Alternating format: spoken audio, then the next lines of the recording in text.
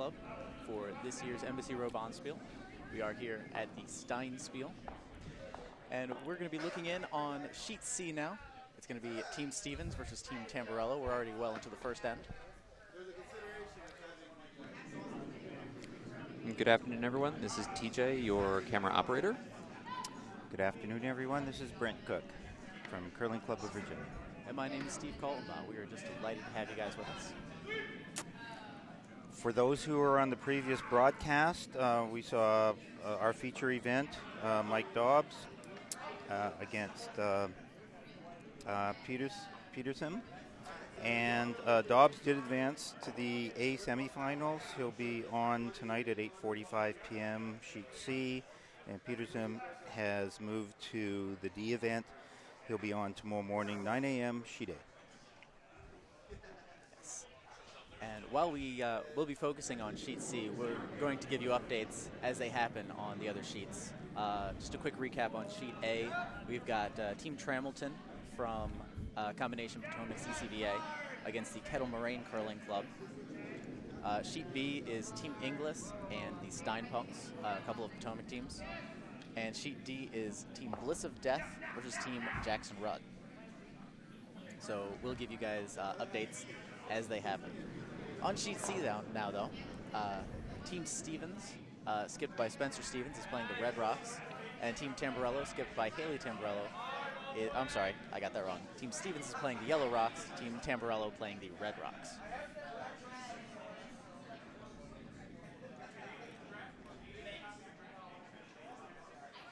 Looks like so far, I only see one Yellowstone in the house and plenty of junk in front of the house.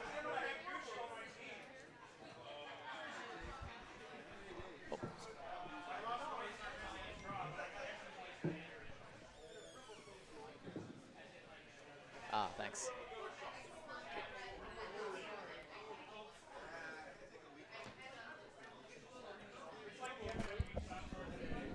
As Brandon Neff comes down and lines up his shot. Looks like they're setting up fairly outside on this. Trying to draw around some of that junk. Supers are on it fairly early. Oh, and it's going to move too, I think.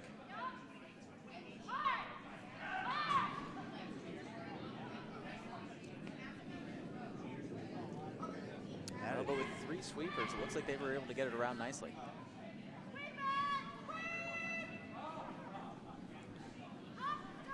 And just the top of the 12. It's still outcounted by the Yellow Rock, though, but a nice line there. And it's going to take away that specific draw from Team Stevens. We've been seeing a lot of movement on the sheets today very quickly in the games. So it's like it's like everything is falling into place a lot quicker than it was yesterday's series of games. Yes, I was here yesterday. We were actually watching your game, and the first end was very slow and not very quick to move. No. So that's interesting. Let's see if the teams can adjust. Here's Spencer Stevens, the skip, coming down with his, I believe that's his first stone. And he's looking to draw from the other side. He's gone out. 5 feet of ice was provided there. So they gave him a lot of room to work with. But I think that might have been the right ice, as they were able to sweep it. I think that's made second stone, at least from my vantage point. That being said, it is still pretty well exposed.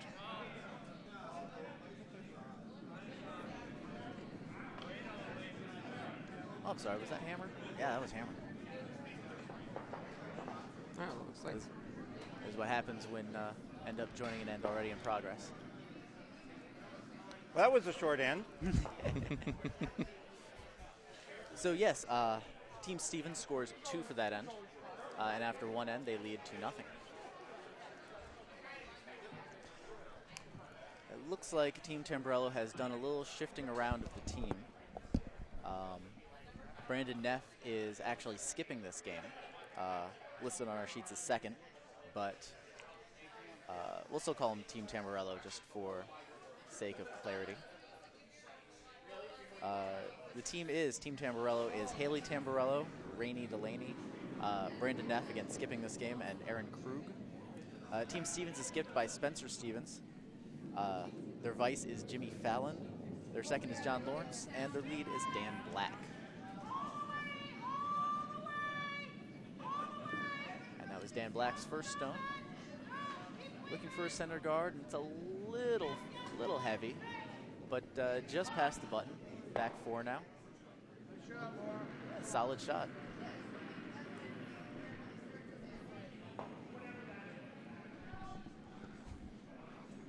Yes, Spencer, we could get you the box at some point, but wrong Spiel. Yes, unfortunately, I don't believe this Spiel has a box. No, unfortunately. That is a darn shame. Here's the first stone by... Oh, is Haley playing lead? Yes, it looks like Haley Tamburello is playing lead, so let me make that note. But again, solid 4 foot.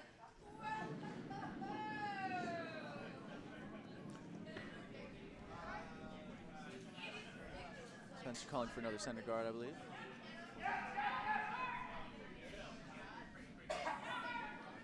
Not a lot of ice, though. Oh.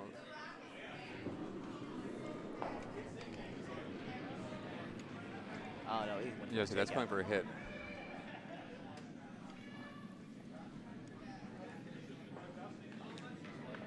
It's looking wide, but it is coming in. Wow. That was a lot of movement. What?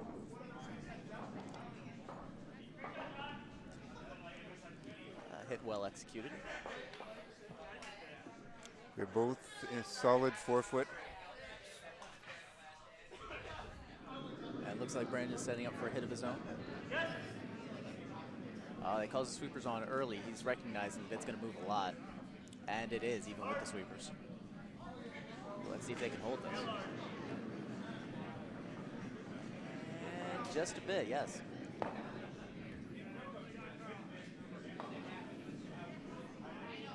And that stone just gets out.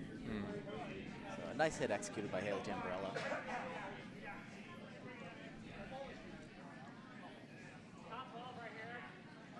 Here's John Lawrence getting ready for his first stone. Spencer asking for top 12.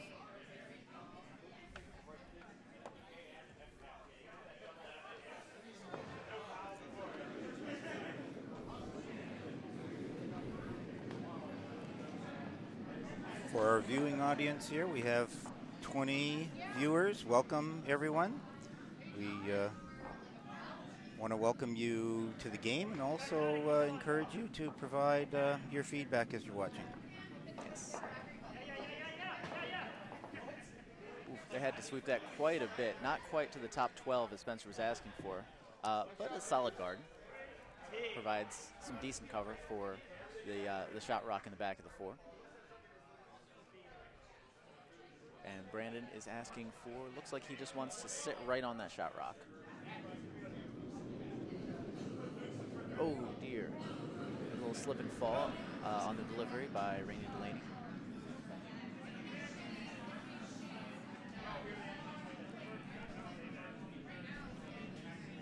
And I don't think that's going to make it. I'm afraid that's a haul. No, unfortunately.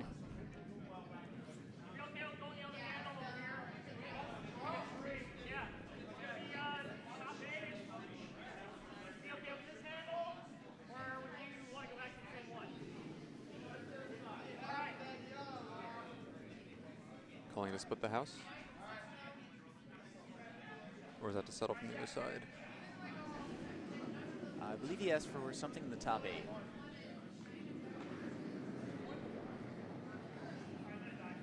Oh, but he looks a bit narrow. They're going to have to hold this hard if they want to get around that guard. And it looks like they're most likely going to crash. It is pulling quickly.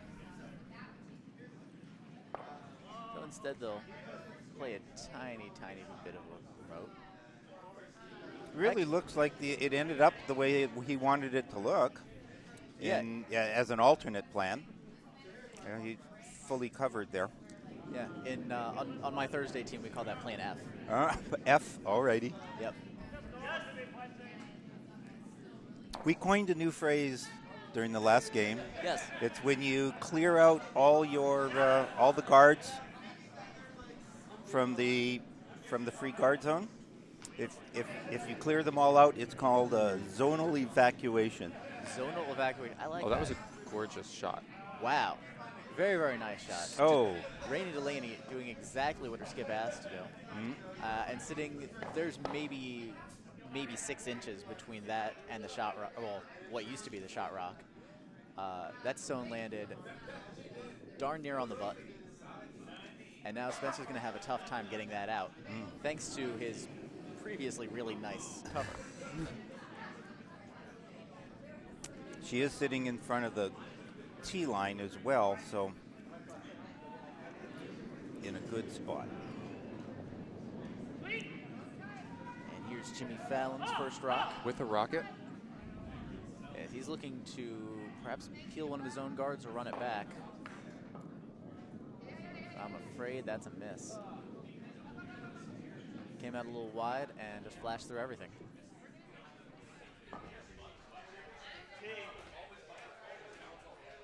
Brandon looking to sit down on his own rock. Brandon, I think, has, without a doubt, the most eclectic set of curling pants in the entire club.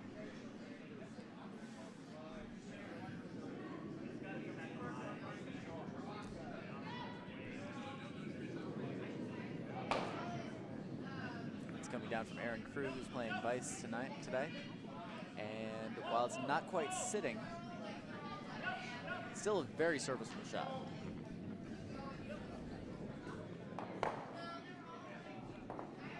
That makes it a lot harder to attack the shot rock coming from the outside, certainly. Although it is hanging out there a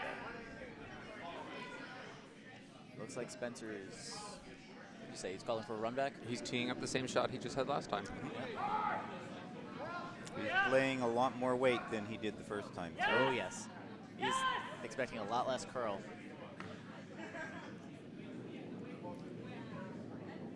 And he's able to peel the guard, certainly, but no further damage.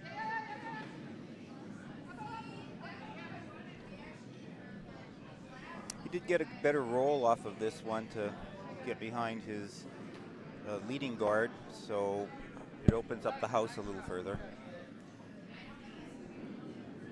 Here's Aaron Krug with her second shot. And it looks like Brandon wants to guard up that shot that is currently third shot, I believe. Although it's curling in hard, he's just looking to get this around the guards and onto the button. Maybe a little too much on it. I think yellow is still sitting second.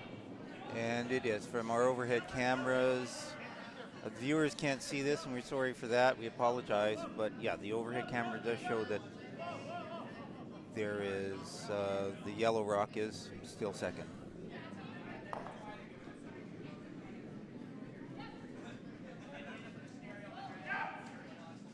Spencer and Jimmy discussing what they want to do.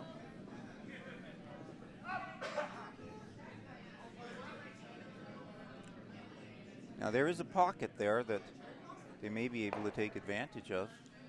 Yeah, if they're able to just sit right into that pocket, it would be very, very difficult to knock that out. Failing that, if they come at it with some pace and hit it just right, I think they could actually get a double. Mm-hmm.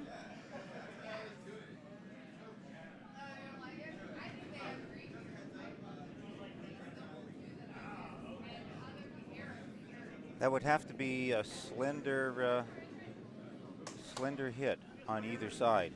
Certainly, yes.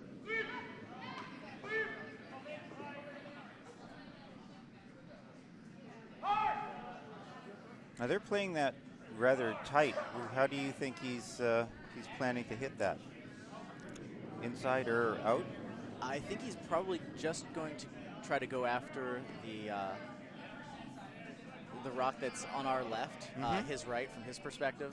All right. And if he's able to catch a small piece of the shot rock, I don't think he'll be mad at that. But I think he's just trying to get around. I think his main goal is to get around the guards more than anything else. Sure.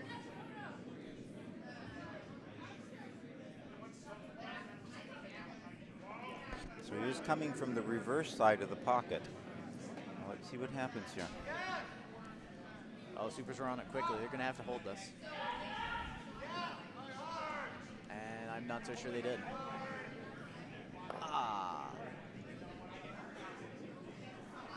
Well, on the upside, that should make their next shot a bit easier, depending on what Brandon and Aaron plan to do. Mm-hmm.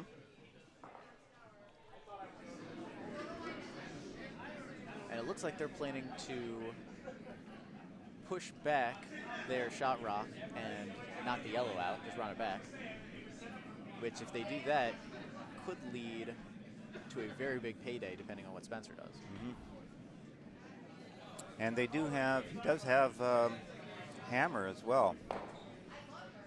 Yeah, so this is a very, very good situation for Brandon and the rest of Team Tamburello.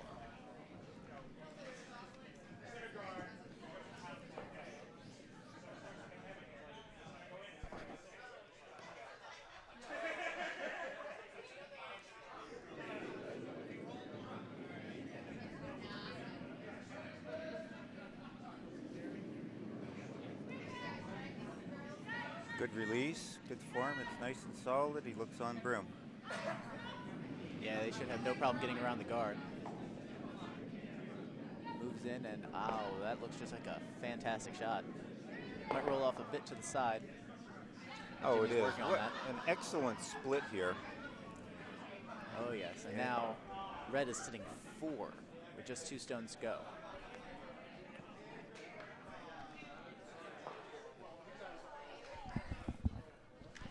I think that'll bring it up if I bring up the house now.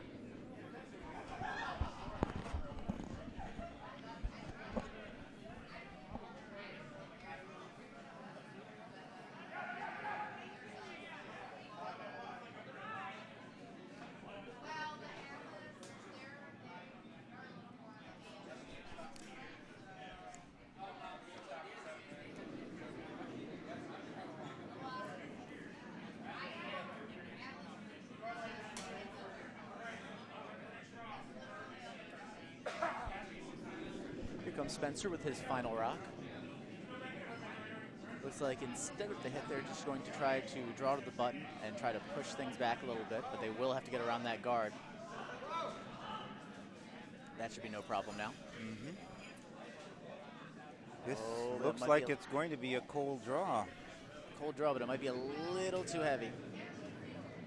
It's Aaron working hard to get that out. And it is now sitting 3rd. So, barring an absolute disaster, Team Tamburello is really looking to get some points here. If they're able to get that last stone out, they could get 5.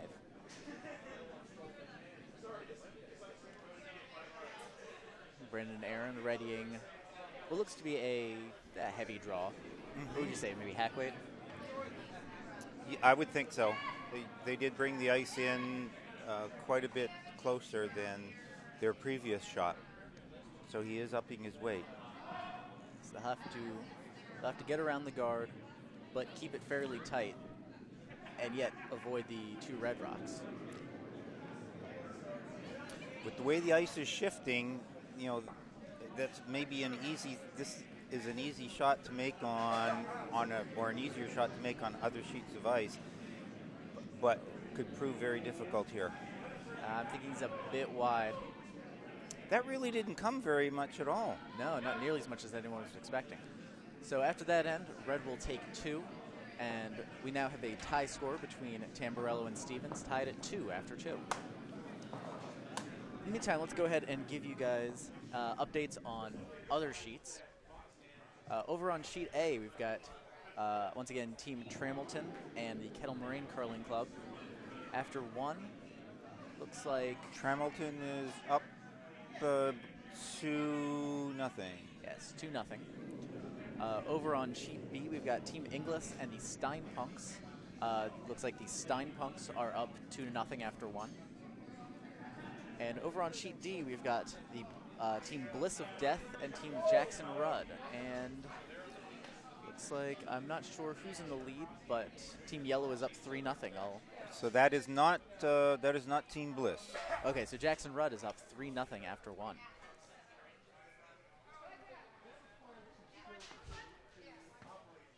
All right. The first stone for Team Tamburello looks like it was in the full top 12.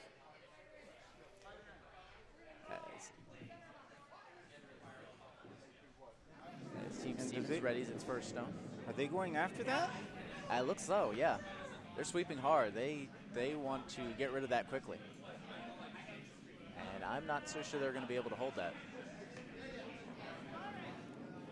It moves so fast out there. Oh, yes. It's Just wicked it. So just shifted it to the other side of the center line. Moved it a little bit up, but unfortunately wasn't able to get it out.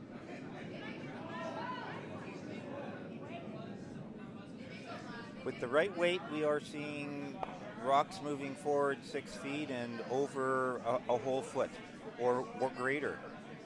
So there's a lot of movement on this ice. Oh, yes, especially, I think, coming down the ice.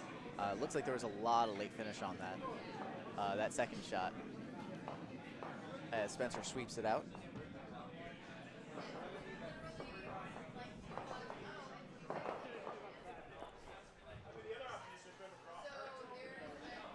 Quick update for Team Stevens. It looks like Dan Black is actually playing second and John Lawrence is playing the lead.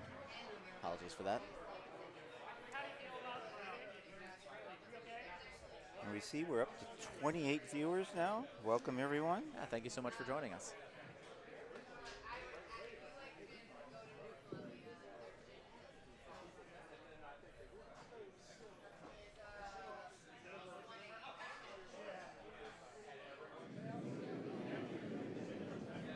John Lawrence looking for the hit once again. Well, I think they may need to sweep this. It's going to move farther than they want. There they go.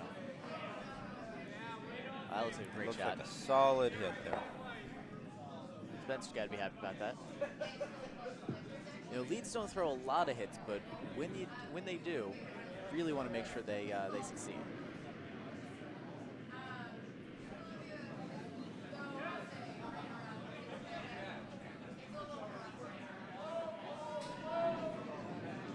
Rainey Delaney coming down now for her first shot for Team Tamburello. And the sweepers are on it quickly.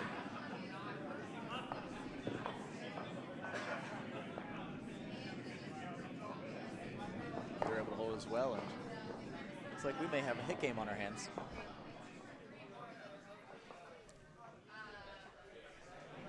Well, Spencer certainly saw what happens when you fail to action early in the last end.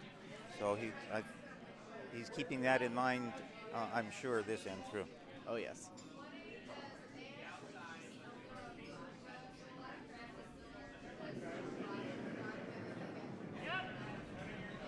Here's Dan Black with his stone, and the sweepers are on it quickly. He came out a little narrower than Spencer would have liked.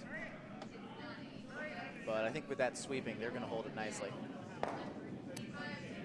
They've rolled closer to the center line, which actually puts them in at a better spot considering the way the ice has been moving out there. Yeah, certainly. And changes the game. From this perspective, it looks like it's biting the 12, but that might just be a shadow. I'm not quite sure. Mm-hmm. Either way, Rainey is looking to take it out quite just the same.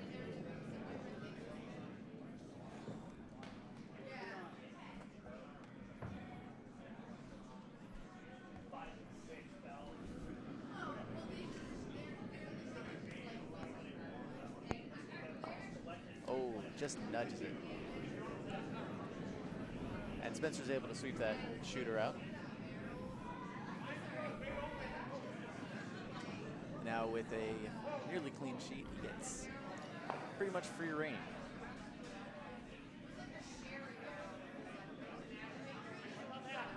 So they are both trying to be aggressive in their end management here. Yes, you'll see no guards at this end.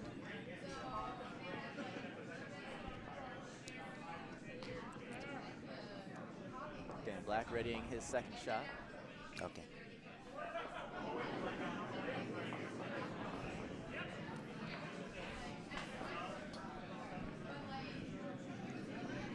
Oh, goodness, look at it move off the center line.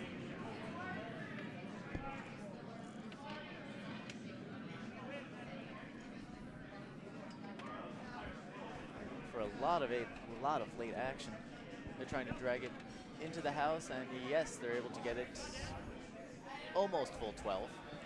Nice splitting of the house there.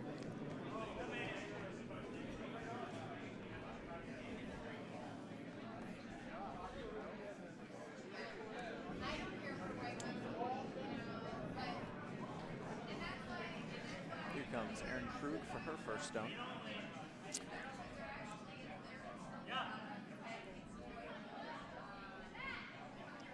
They're looking to, looks like a draw around. And it's not quite behind. It's a good shot, almost on the button, but unfortunately it's pretty well exposed. And Spencer is wasting 0 time in calling for the takeout.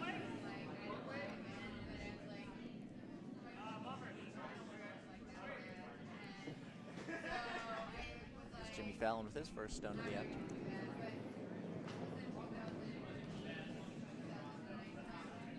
Coming at this with some decent pace, but still expecting it to move quite a bit. And it's hanging out there. Now it moves.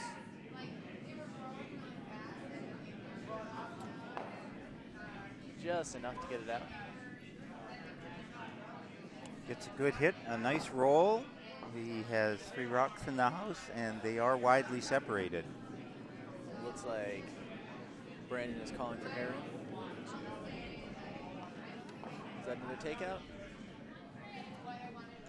Or perhaps sitting down on that last shot.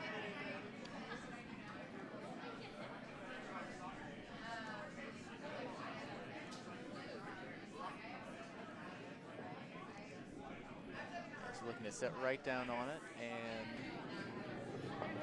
there's a little bit of separation there. I think with a good shot, Spencer should be able to take that out. And that is definitely the call. Currently, they are sitting shot rock.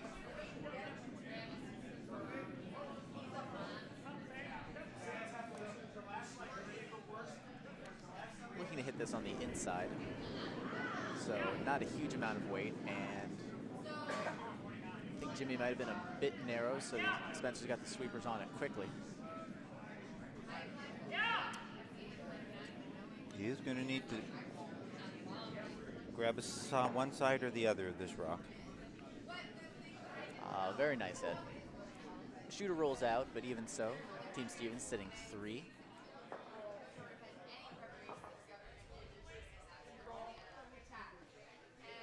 Aaron and Brandon wasting a little time. Looks like they're going to go for a hit themselves.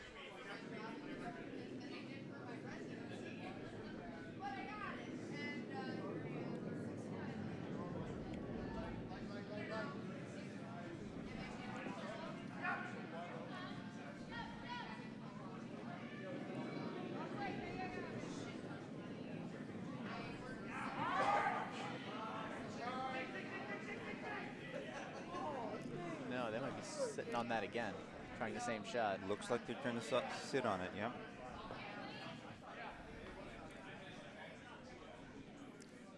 He might be a little light here. Yeah, afraid so. I think that's just a guard. If it makes it to the house, it doesn't look like it did. No. Well, that really helps Spencer out. Definitely. It looks like he's calling for a draw. I think he wants to put it behind that red rock that just came out. I mean, really, at this point, he really just needs to be something top 12, block the approach to that back stone. Yes. And touching is even better because then it's the bonus of an additional threat of a point.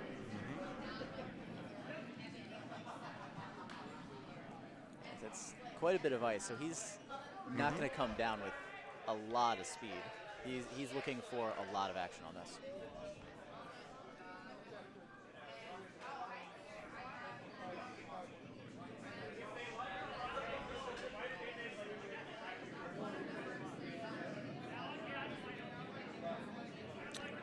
They might be rethinking this.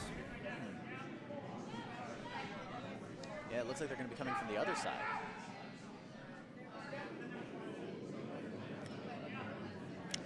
I think this would be the first shot on that side from that far out.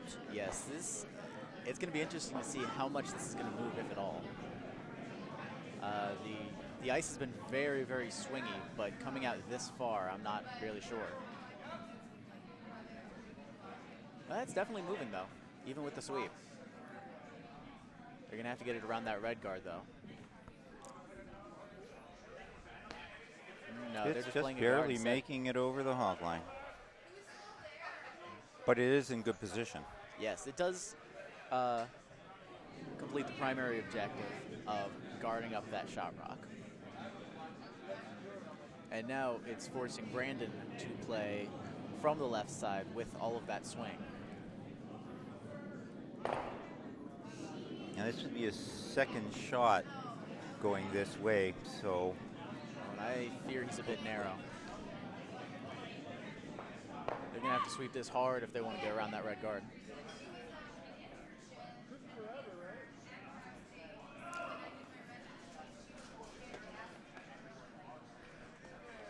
Oh, they did get it around. Did So it we'll try make to it drag in? Yes, they did make it in, but just barely. It's now sitting third rock. It looks like it's just out counting the stone on the far right of the sheet. Now Spencer with the hammer.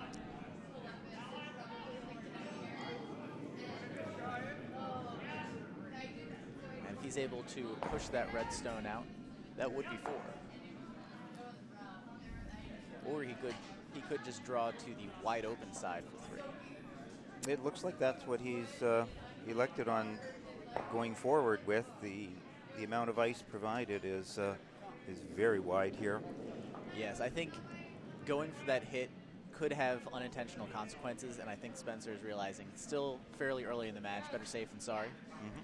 He only needs, touching 8, if that. And with the heavy sweep, it looks like he's got it. Yeah, so that's 3 yellow for the third end. And after 3 ends, Team Spencer leads Team Tamburello 5-2.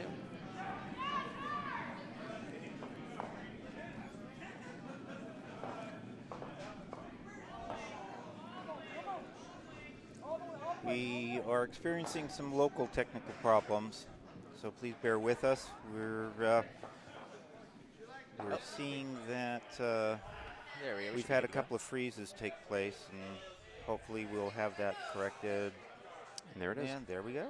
Awesome. Thank you very much. Thank you, sir. Unfortunately, not freezes of the curling kind.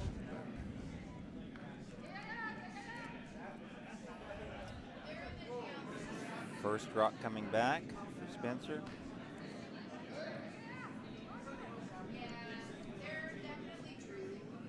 Some quick updates for you. It looks like Kettle Marine took one back in the second end on sheet A. So now Team Tramilton leads 2-1 after 2. On sheet B, Team Inglis took 4 in the second, and they now lead 4-2 after 2. And on sheet D, Team Jackson Rudd was able to take a few more points. 2 more. 2 more. So after 2, they now lead 5-0. Over the Team Bliss Bliss team. of Death, yes. Yep. The first rock for Spencer went all the way to the back of the house. It's just biting back 12. And the first rock for Team Tamburello by Haley Tamburello is a very nice center guard. Spencer now looking to draw behind it, just at the top 12. Having a rock on that center ice coming home provides a lot of excitement for us as we're viewing, because there's such a shift in ice flow there, a lot of movement. We get to see a lot of very different, scenarios unfold in front of us. Certainly, there's lots of different variables they have to start taking into account. that did not get as far as they would have liked. Just another 3-guard or so. Brandon now calling for the same draw behind, just from the other side. Haley coming down now. So far, I think they're pretty happy with this. Maybe a bit wide, but it should be curling nicely. Calling them on it now. It begins really to bite, and it is just moving over. And it looks like it's nearly full 8, if not totally. There's a little bit of cover there, but it's still a definitely makeable hit, and Spencer is calling for the hit indeed. This is the type of shot in the second end that started the problems he encountered with almost giving up 5. So he wants to be very careful here.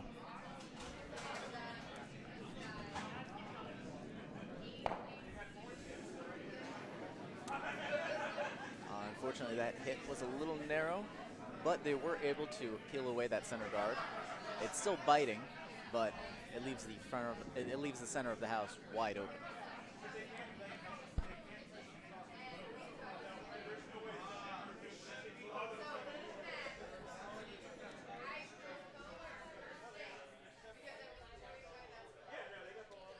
Brandon looks like is going to call for a draw on the right side of the house as we're looking at it.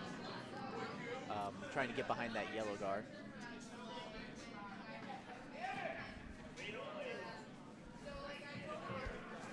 He seems pretty happy with the line, although,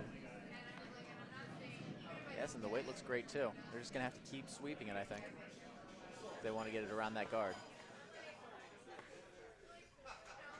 It's still under partial cover, and it is biting the 8. So currently red sitting 2.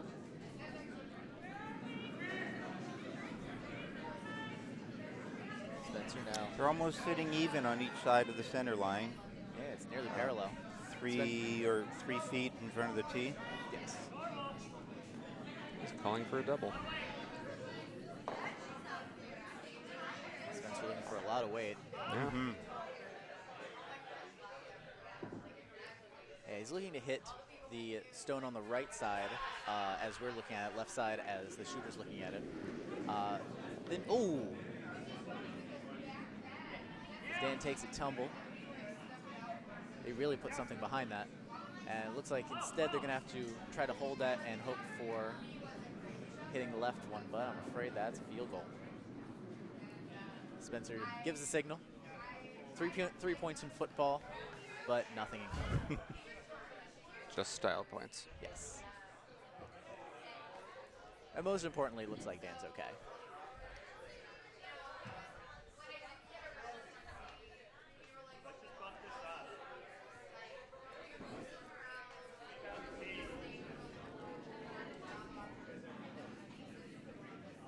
Delaney setting up for her second shot.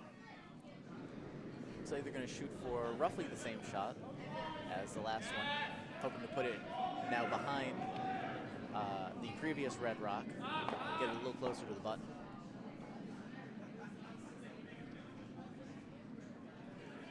The line looks pretty true here.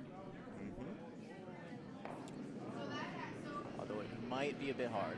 Looks like it's going to run the same finish the previous rock did. Yes, they ran a very nice line, but unfortunately a little too much weight. Spencer had a little problem getting it out.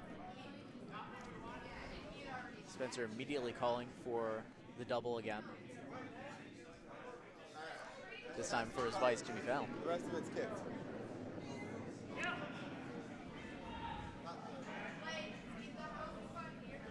Getting the sweepers on quickly.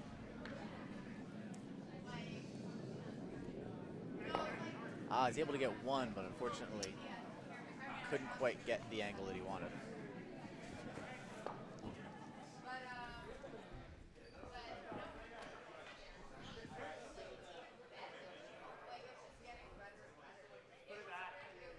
Braden now calling for his vice Aaron to simply put that shot back. that if they're roughly parallel, hitting that double is extremely hard. And they've been running this line for a while, so they feel really comfortable with the ice. If it comes over a little more, there is a guard there to take advantage of. Oh yes, and I think that's exactly what's going to happen. Wow, fantastic shot. They are nearly parallel. If Spencer wants to try the double again, he's going to have to go for the other stone, the stone on our left, the shooter's right.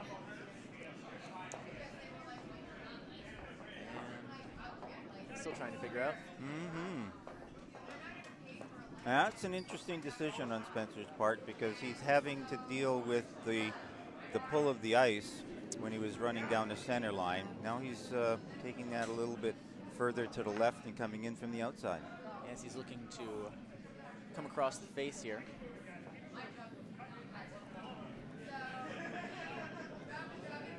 And instead he's just going to nose that. So it's a solid hit. Does clear things up a little bit.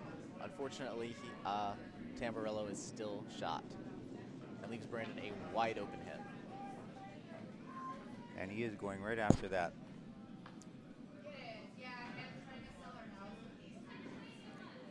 Looks like he's going to come from the outside instead. He can simply follow Spencer's trajectory.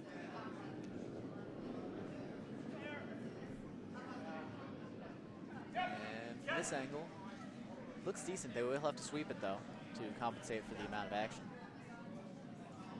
Looks like this is going to roll out to the outside. And it does stick around just barely.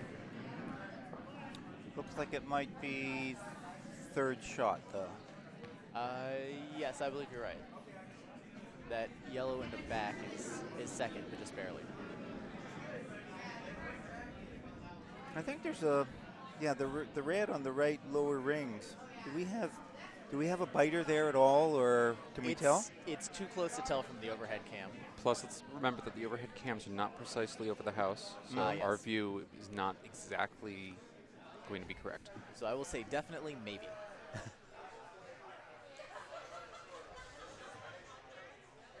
Although from this angle, I would say yes, that's probably a biter. Just hanging over the lip of the edge of the house. You have a better vantage point. From my side, it looks like there's about a half inch of white ice in between, but I am at a bad angle. Here comes Spencer with his first stone.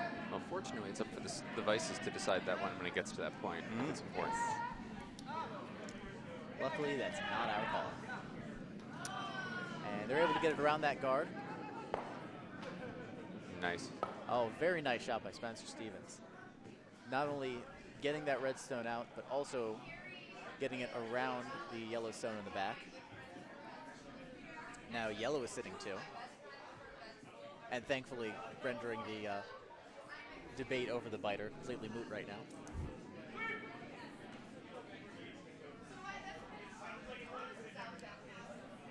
Brandon readying his next shot.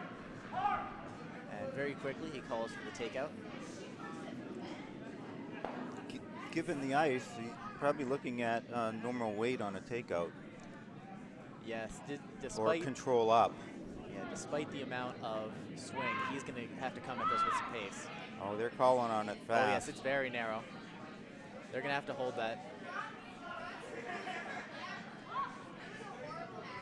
And they did nicely.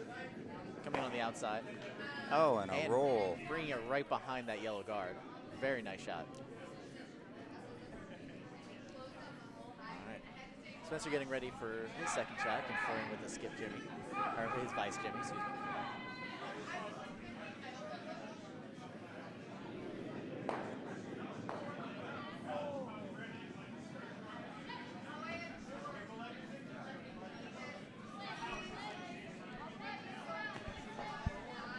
Interesting note, Spencer and Jimmy, both military veterans. Are they? Yeah, Spencer is an Air Force veteran, Air Force enlisted, and Jimmy, I believe, is a current naval officer. Really? Wow. Yes. Must be interesting for the enlisted guy to be in charge of the officer.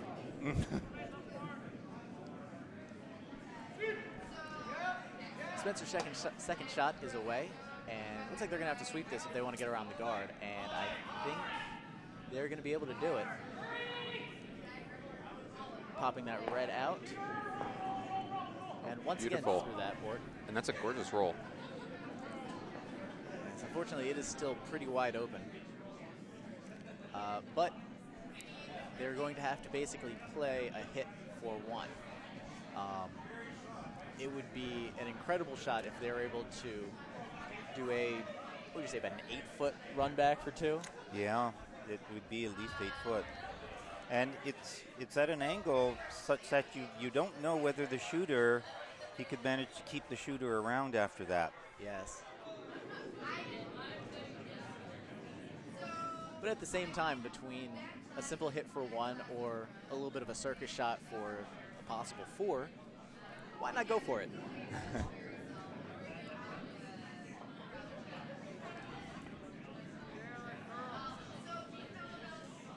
Here they come, and I don't think they're going to get their fun circus shot, but it looks like a solid hit. Oh no. They're sweeping hard, and they were able to get that out. So it looks like one yellow. That's what it looks like. Yes, so. It was a tight slice there, but you know it almost turned out to be a double. Yeah.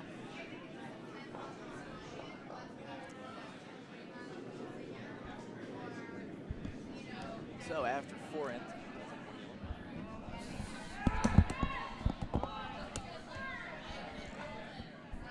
Yeah, one yellow. So after 4 ends, Team Stevens leads 6-2 over Team Tamburello.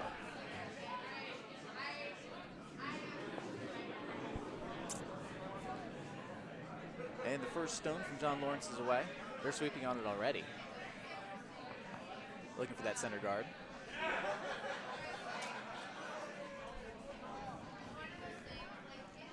And looks like they're going to get it too. Maybe a little deep, but Spencer's happy with that. Ah, no. Great center guard. And just a reminder for everyone listening today and watching, if you have a curling club close to you and you are not a curler, look on the websites. See whether there are Learn to Curls in your area, and we encourage you to come out and give curling a try. Absolutely. This is a great game. Wonderful atmosphere. For people in the Baltimore, D.C., Northern Virginia area, Potomac Curling Club is actually hosting a Learn to Curl next Tuesday. All right. I believe it's from 10 to 2, I want to say. Yeah, 10 to 2. It's only $10 to come out and learn to curl. I mean, where else can you learn how to play a sport for just $10? All you need is some clean tennis shoes, a pair of comfortable pants, not jeans if you can, and a willingness to learn. All of the accessories that you'll need that you see on this video that the curlers have, we will supply them. The brooms, the sliders, the grippers. Come out and enjoy a few hours of learning this great sport. Let's see if we can update some of the other games. In the third end on Sheet A, Team Tramilton was able to take one back, and they now lead 3-1. On Sheet B, looks like the Stein Punks were able to take one in the third. They still trail Team Inglis, though, 4-3. And on Sheet D, I don't believe they've posted the score yet for the third end. We'll get that to you once we're able to see it.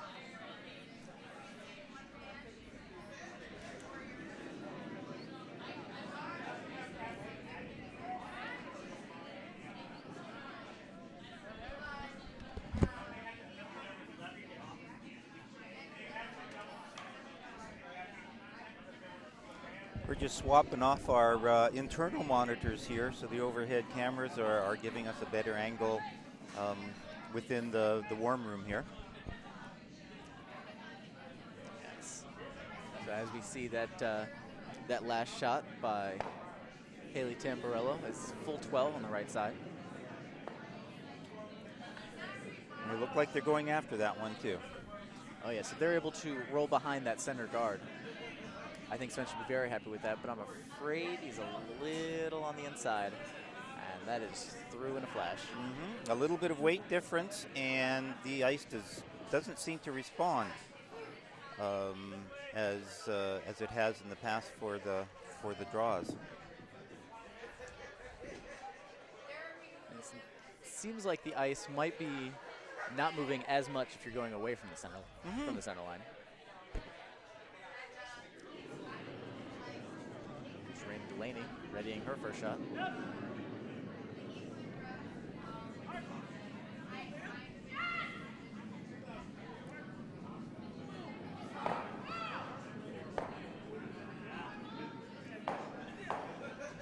They're looking to come from to the far left side, looking to split the house.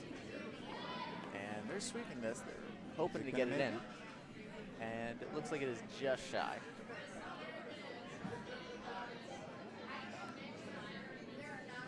So it's a corner guard, definitely useful for both teams. And Spencer is once again calling for that takeout. Looks like he's giving a little less ice this time. That's always a hard thing to judge here. When you give less ice, do you hold back on weight and do the combination, or just leave the same weight and handle less ice? Yeah, so unfortunately, he was a bit narrow even with the less ice, and it moved very quickly. And all by itself, it nestles itself in the corner where it should be for the return shot in end 6. End 6, yeah. Rainey once again looking to get it around those guards, put it in the house.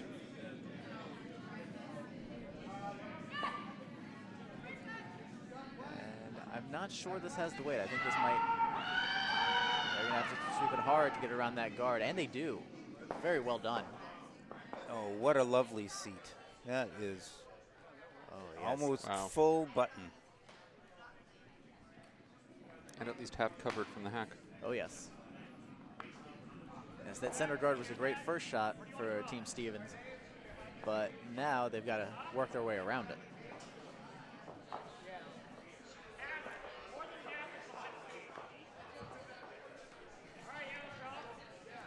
So Spencer's being told that the shooter can see about half that rock.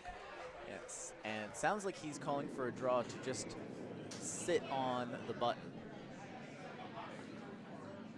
realizing that that last shot is slightly behind the tee. If he's able to sit on it, it will be very, very tough to knock it out. Looking for a lot of late action. Instead, it's just going to be ticking off,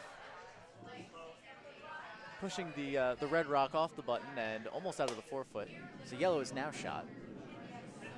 Unfortunately, it is pretty well exposed. All Aaron has to do is put it right through that port, and she should have no problem hitting it. Oh, but she's a bit narrow. They're going to have to sweep this hard.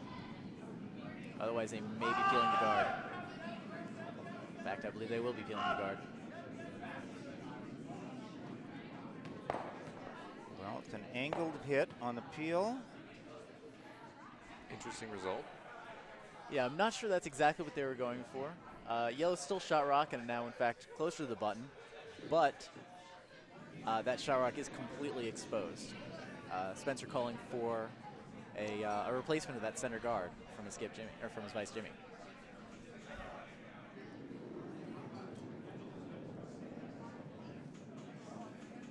Okay, we are being asked here, what is the score on sheet C, please? Sure. On sheet C, Team Stevens is leading. They haven't. Actually, clarification was for B. Oh, sheet B. Oh, I'm sorry.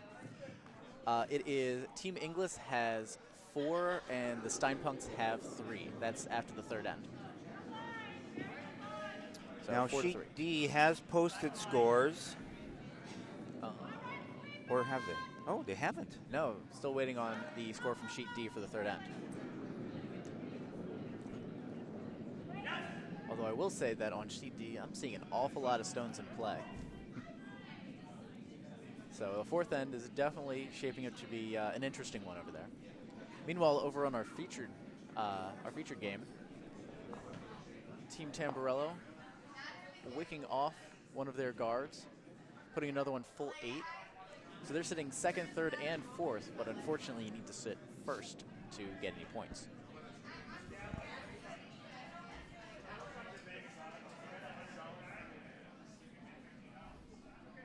Although one might argue that that second shot stone there in the front of the house leads to some interesting opportunities. Certainly easy enough to either hit off of it or angle promote into the yellow. Ah, yes. And that second shot red is in plain sight. Oh yes, there's no guards in front of that redstone. They should be able to, at least, not quite a nose, but just on the outside of it, would be a really nice angle raise. And it looks like Spencer is, was he playing a guard? I missed exactly what the call was. With that kind of ice, I would have to say it looks at most a draw, so I would have to imagine the guard is what he's called.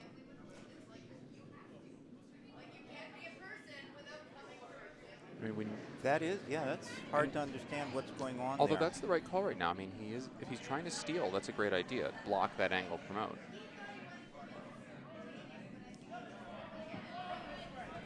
It's because by doing that, if he's able to block it up and able to block up a little bit of the court on the left side of the center line, it's going to be very, very tough for Brandon and the rest of Team Tamburello to get at that shot rock. We definitely need a telestrate or something fierce. We really do.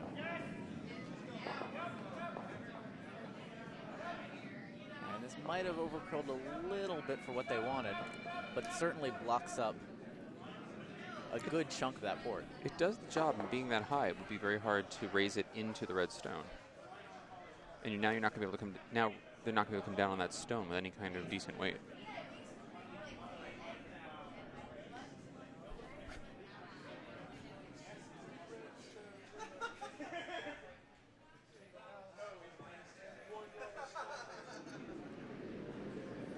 All right, they're going to go for that angle raise. It looks like. He's going to have to come at this with some decent weight. Anything less than probably bumper, and it's going to move too far and crash into a guard.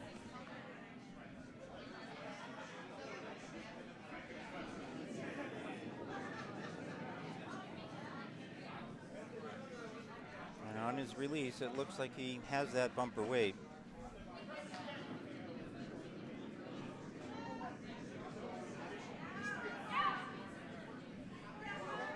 They're calling on it now. Oh, a very nice shot. Oh, beautiful. Very nice. Pushing the shot rock out, and now that Yellowstone is only sitting third.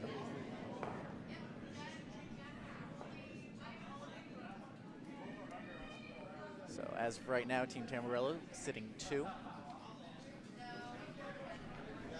And The shooter now has that shooting stone. Shooter stone? Yeah, the shooter stone. Okay. Kind of really messes up an angle for Spencer to come in. yes, he has to get some stones out, I think, without jeopardizing his Yellowstone. Yeah, I'd say otherwise, because the other obvious would then be to bring that yellow guard in. But yes. I think there's the risk there of definitely spilling out your stone in the rings. Yes, and that's, no matter what, that's still a pretty long run back. Yeah.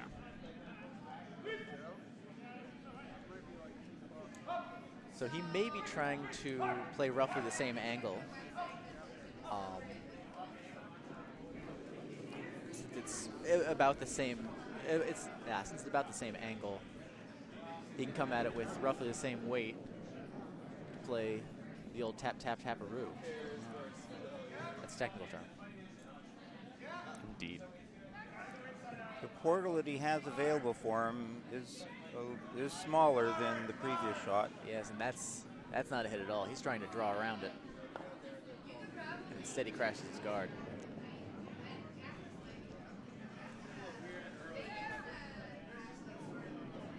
That has opened up the slot larger though for any additional Unfortunately, shots down there.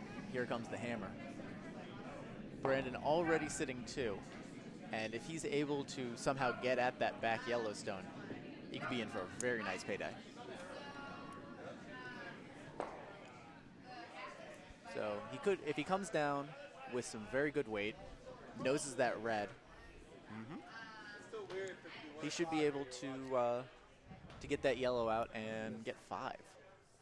The way we see the ice and the broom in place, it looks like is exactly what he's thinking of doing. And even, I'd say, absolute worst case scenario, he might give up 1 if everything goes wrong. And I don't think it is.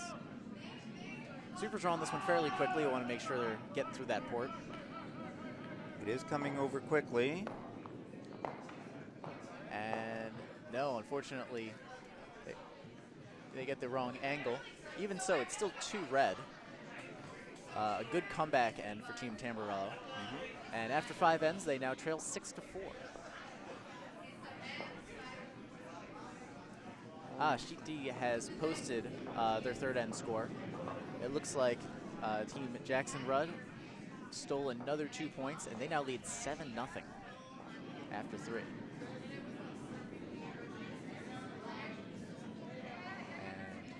And once we find out the 4th end score on that sheet, we will let you know. Here comes Haley Tamburello's first stone, the first stone of the 6th end.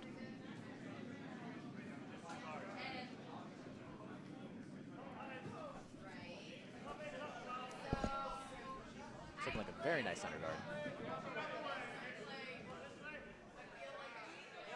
Yeah, right on the center line. Hard to do it better.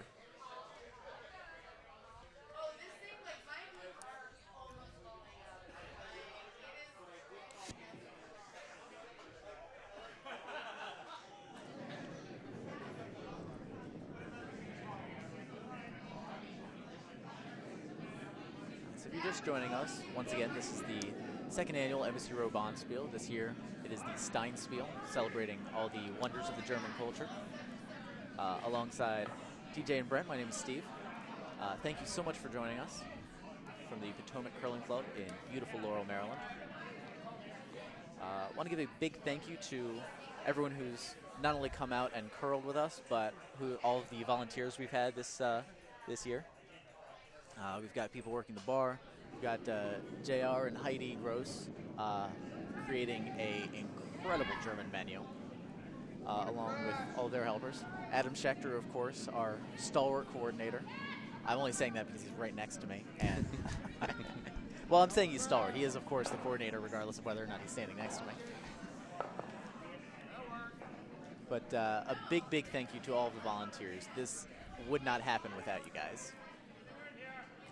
As Haley's second stone comes just full top 4. A very nice stone. It's going to be under a lot of cover. It's going to be very tough for Team Stevens to get that out.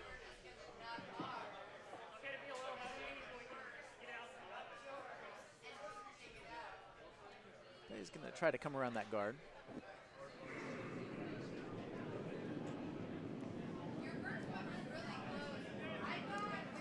John Lawrence with his second stone now.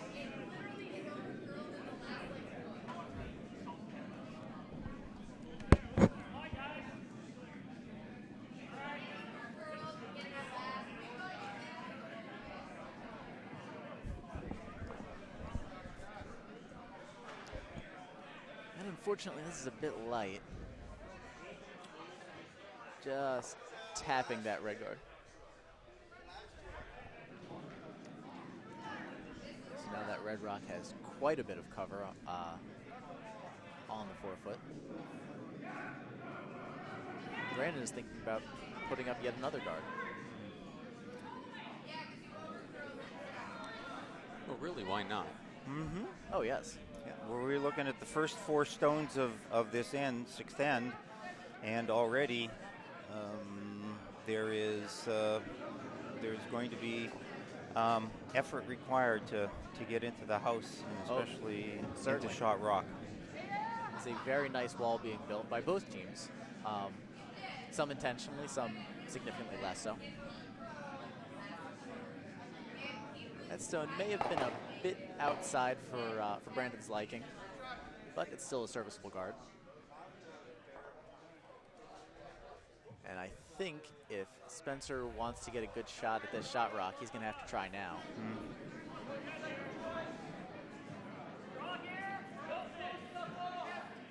The rocks are situated up front in the guard zone to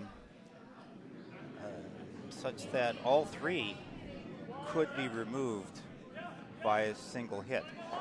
The angles are set right. Unfortunately, Dan came out of the hack a little off on that one. Kind of sidearm that. Looks like it will come just onto the front guard, blowing it up a little bit, and I don't believe that red guard spilled into the house. There's still a little bit of daylight there. But it does open up a portal right to that one that's sitting in the 4. It does, yes, and they can come from either side now. Which, of course, has been realized and will be rectified in a few seconds. Yes. Now Spencer already thinking about his next shot. If Greeny is successful on this guard, it looks like he'll most likely come around the other side. The release looks good. Yes, they're sweeping, trying to cut off a lot of that movement. Looks like we'll get a little bit of a tick off the guard and settle nicely into that port. Oh no, rolled a little bit too far. And now that port is wide open.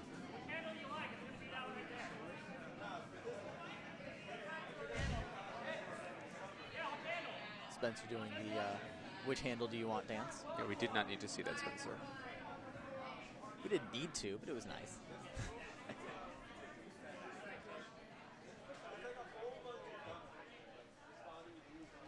With that ice, it looks like he's more looking to peel or possibly go for the double. Although it looks like he threw it a bit wide. They're going to have to let that move, and maybe they'll get lucky. He's coming over quickly again, and he may have it passed.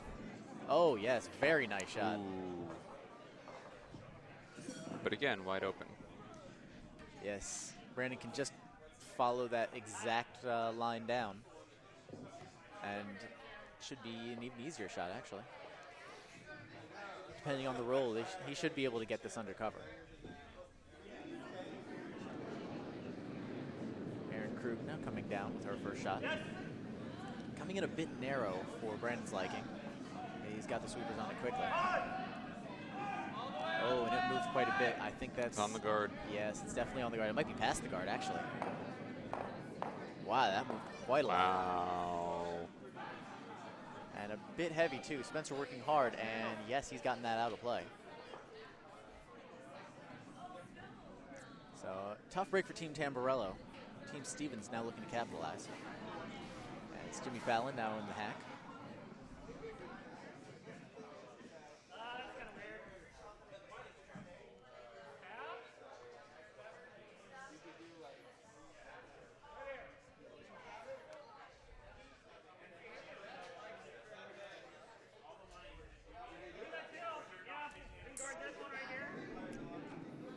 Looks like he would like to guard up one of those ports.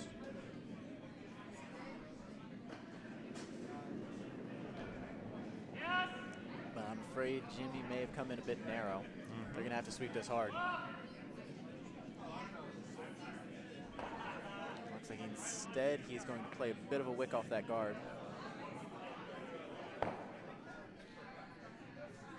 Just peel it away. And now, unfortunately, that shot rock is almost totally exposed.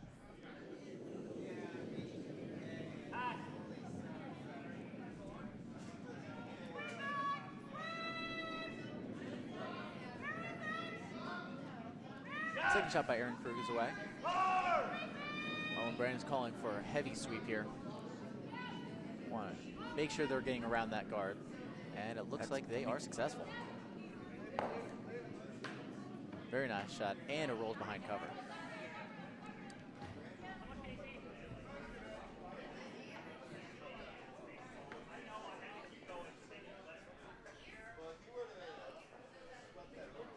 So as of right now, there is only one stone in the house that belongs to Team Tamburello. Spencer is looking to change that right now. They're gonna have to sweep this very fast instead of wicking off the guard. It looks like the shooter did spill in, just biting the 12-foot.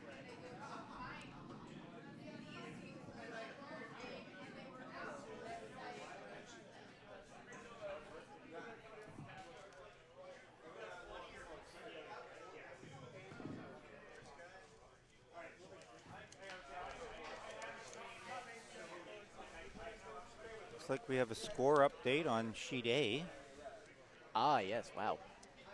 So that's Team Trammelton taking 4 in the 5th end. They now lead 7-2 over the Kettle Moraine Curling Club. Everyone else has yet to post for the 5th end.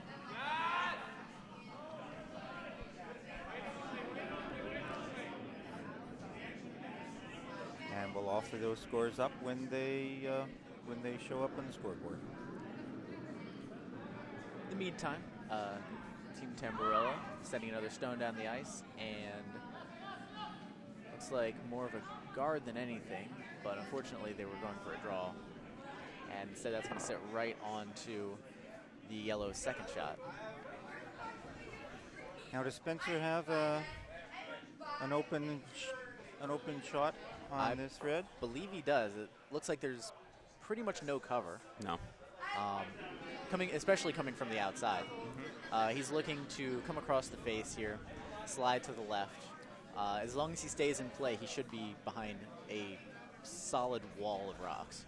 That he would be. And, I mean, depending on how far it goes, Brandon might have to come around the extreme outside from the other side. And I'm not sure they've ever played on that ice. Certainly not this game. Sweepers are on it. Have to come across quickly. Look at that. Oh, look at that movement. He was on. Just a nick. So they did get the protection for that Yellowstone, but unfortunately they forgot to actually get the Redstone out. So now Brandon and Aaron trying to figure out what the right play is here. See if there's any way they can get an extra point out of it.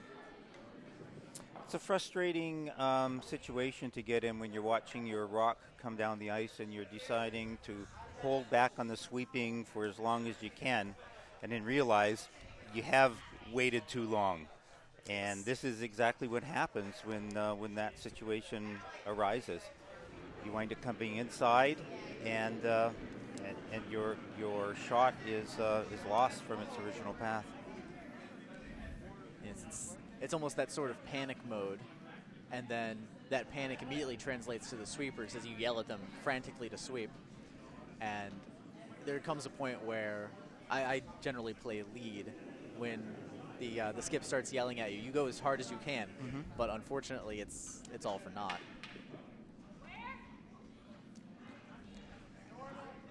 Here comes the next stone from Brandon. I believe that's his last one. He's wanting to put his guard up. Yes, but he wants that rock. Oh, it's a little heavy, a little heavier than he'd like, and it's now sitting behind the tee, full 4.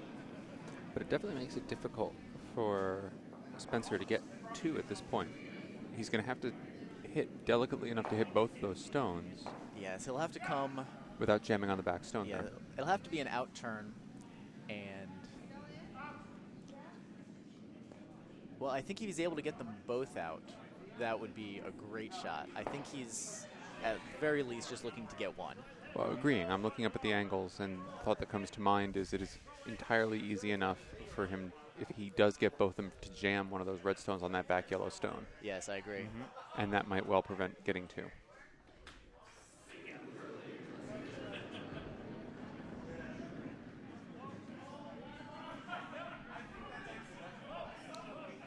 But the call is properly for a hit, so let's see what comes of it.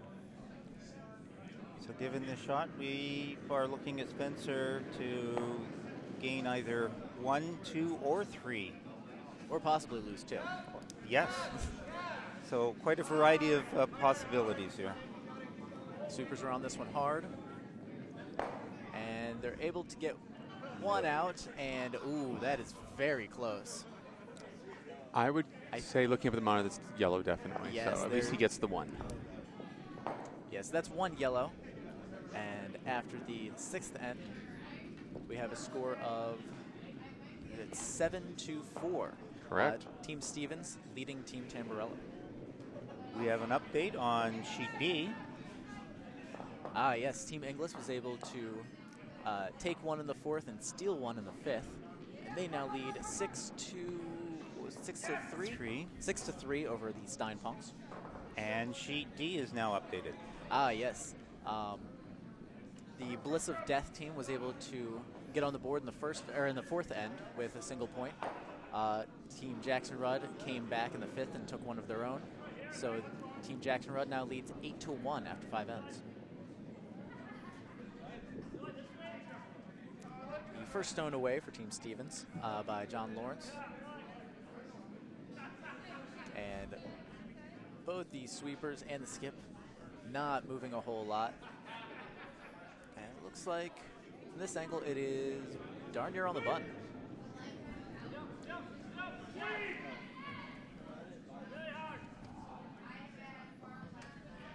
Yes, that's just biting the 4-foot, but right on the center line.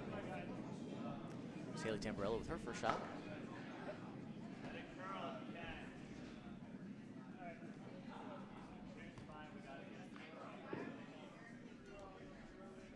They're waiting for the curl. I think both skips have a pretty good idea of how the ice is moving, certainly going down the sheet. Looks like a nice center guard. It's a bit high, but certainly usable.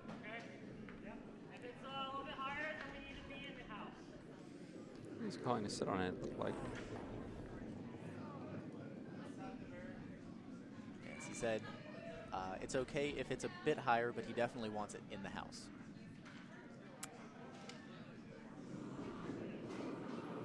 Comes out a little shaky. Oh yes, sweepers are on it quickly. The weight looks fairly good, though.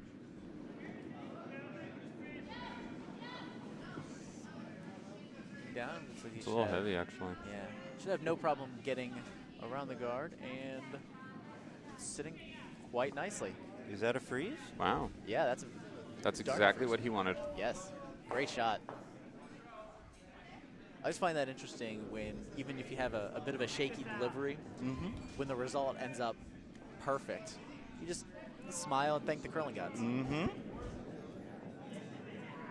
Haley coming down now. It looks like she got some good speed on this. They're looking at splitting off the guard at the front of the house. Yes. And that was the long guard. Yes, getting that out of there, peeling it away and exposing those 2 shot rocks. But I get the impression that Spencer's going to want to put it back. Oh, yes. So. And indeed he does. Oh, yes, motioning for about a 2-3.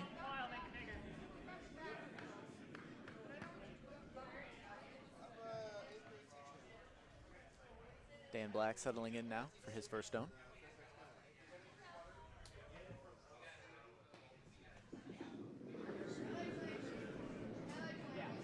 Oh, yes, they're calling him on quickly. He's a bit narrow. You're a bit light, I would think, actually. Oh, yeah, I'm afraid so.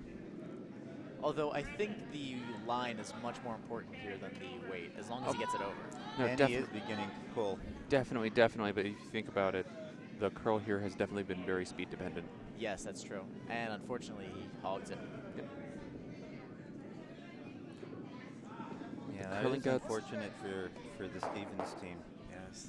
The curling gods are giveth and they taketh away.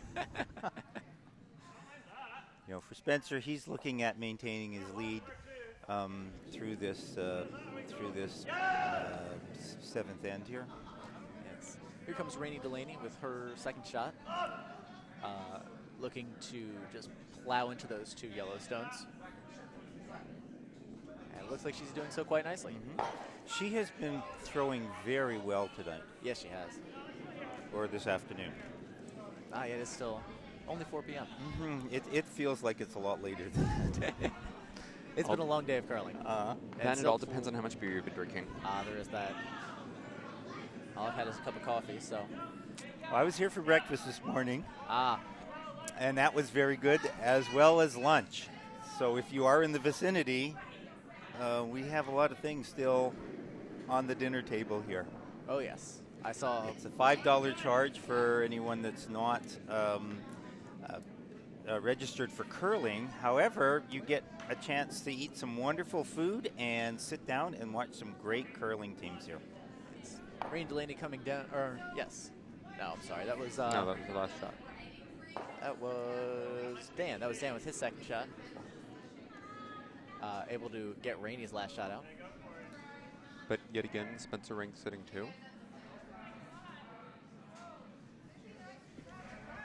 And now Brandon calling for another takeout from Rainey. Calling the sweepers on quickly. She may have been a bit narrower than Brandon would have liked. They've got to get around that guard. But it's got to be a tight. And it looks like they've done so. I think it's going to be a very nice shot. Able to get one and spill off to the left. Not quite shot rock. Changes up the game, though. Takes it over to the other end of the other side of the rings.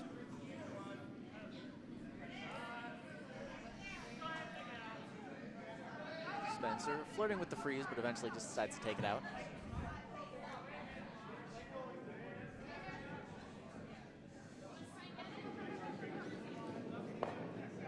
Here's Jimmy Fallon coming in a bit wide, I think. But it's already starting to move, so maybe wide was the right move. Plus, it's got a good bit of weight, so it'll get there. Oh, yes. Looks like that was a great shot. Spencer's got to work to get it out, though. Didn't have enough weight, unfortunately. And that red stone stays in. Spencer is still sitting 2, though.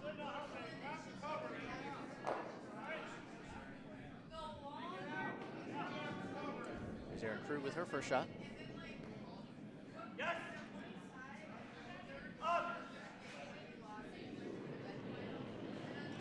Looks like once again they're just going to snake around that red guard. And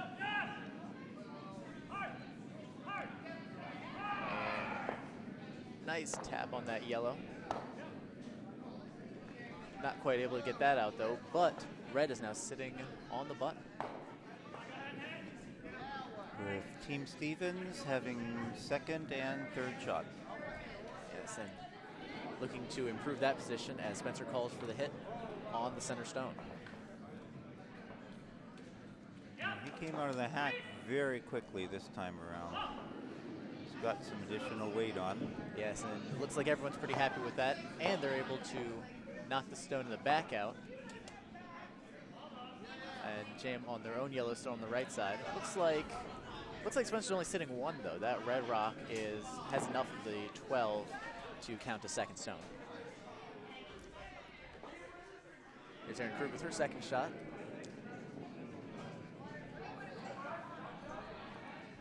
I'm afraid I missed the call. Are they just going for a takeout as well?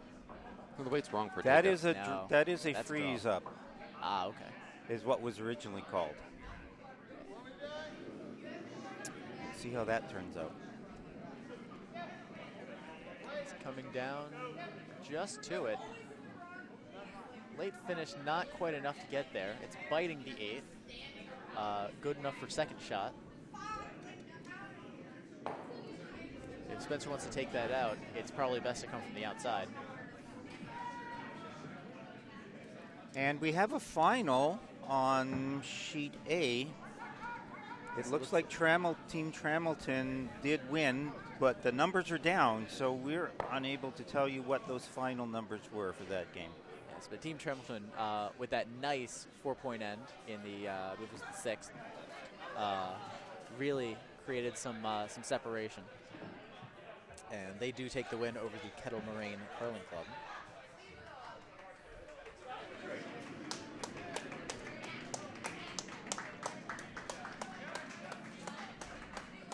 Now this is interesting because Team Trammelton is from Curling Club of Virginia, and so is the team that I'm on. Ah, yes. And we have both lost 2 games. I don't play till 6:30, so if we win, it's a possibility we could meet Trammelton in the semis. Oh, Virginia fight. Yes, it would be. Of course, the most dangerous fights of all. Well, you know, that's why we keep our battlefields alive down there. Ah, yes. So after that last shot, Team Stevens still sitting 1. Currently unable to get that red stone out, but they are also sitting 3rd and 4th.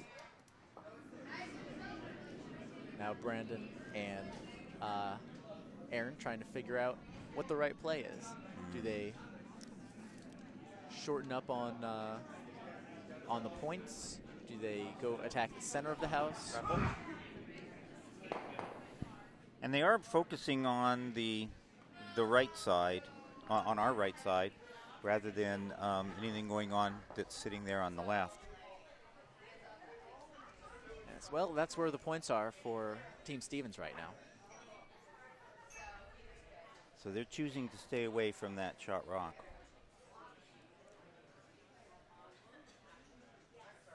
Yes, unfortunately, the way the angles are working, it would be pretty tough to draw behind and go for that shot rock.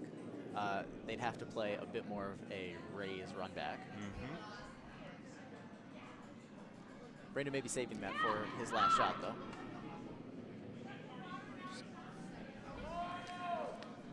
They're sweeping hard on this one.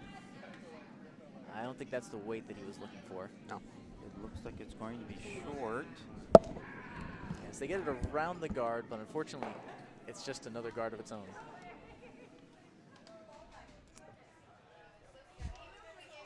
All right. TJ getting measured for a double arms lathe of raffle tickets.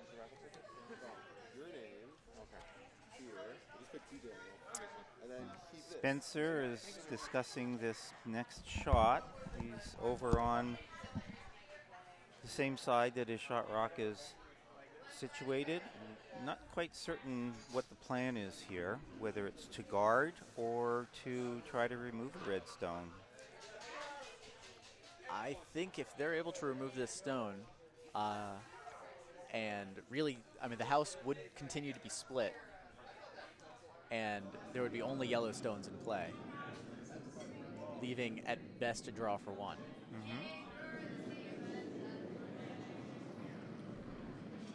Spencer coming down the ice now. They're swooping on this pretty quickly. They want to make sure they don't nose this and jam on that yellow rock. They want to catch this on a bit of an angle. And they're coming at it from the inside. And yes, they're gonna do it. Great angle. And rolling over, spilling onto the button. Looks like Spencer's now sitting 2. They weren't able to completely remove that red rock, but they've essentially negated its power. We do have handshakes all around on sheet D. Team Jackson Rudd completing the victory over Bliss of Death. I'm afraid I can't tell you a final score after 6, but after 5 it was 8-1. Brandon F. now coming down for the hammer. Looking to, looks like just a hit and stick for 1. It is not coming over like he had hoped. Oh no. Just a nick. Unfortunately, that's going to be 2 points for Spencer.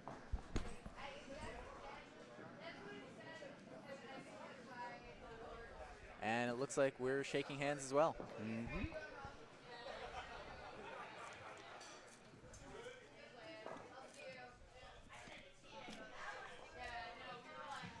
Yep, and that will And that's do it. handshakes. So after 7 ends, Team Stevens has taken the victory over Team Tamburello. They will move on in the tournament. We only have one more game going on, so we'll shift our focus over to Sheet B. That is Team Inglis and the Stein Punks. Team Inglis playing the Red Rocks. Currently have a 6-3 lead over the Stein Punks playing the Yellow Rocks. There's a lot of congestion in that house. Oh, yes. I'd say just from cursory view, it looks like Yellow is currently sitting 1.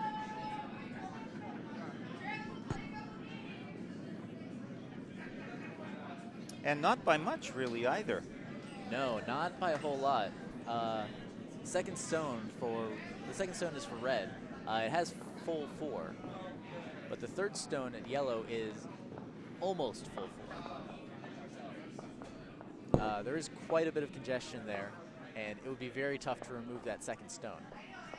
Really, I think it would be tough to remove any of those stones. Mm-hmm.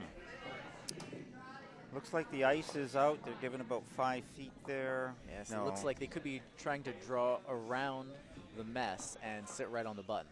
At least that's the hope. Mm-hmm.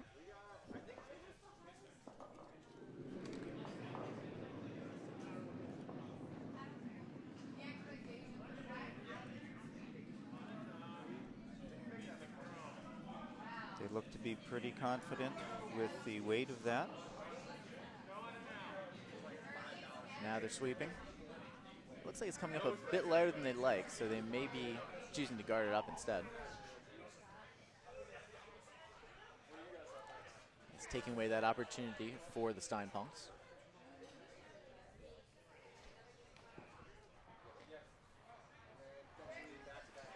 They're discussing the opportunity for a solid hit here and the removal of the redstone in the 4 foot. Potential removal. That's going to be a tough shot, I think. If they strike that yellow head on, I think only the Yellowstones will be leaving the house. Mm-hmm. So they may be trying that same draw.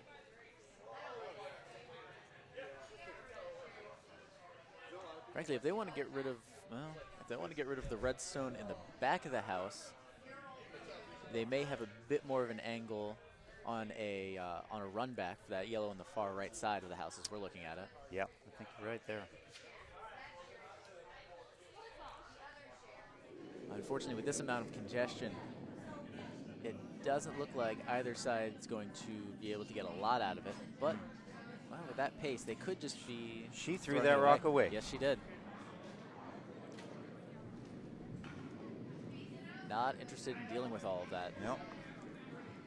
It's 1 yellow for that end. So after 6 ends on sheet B, we have a score of Team Inglis 6 and the Stein Punks 4.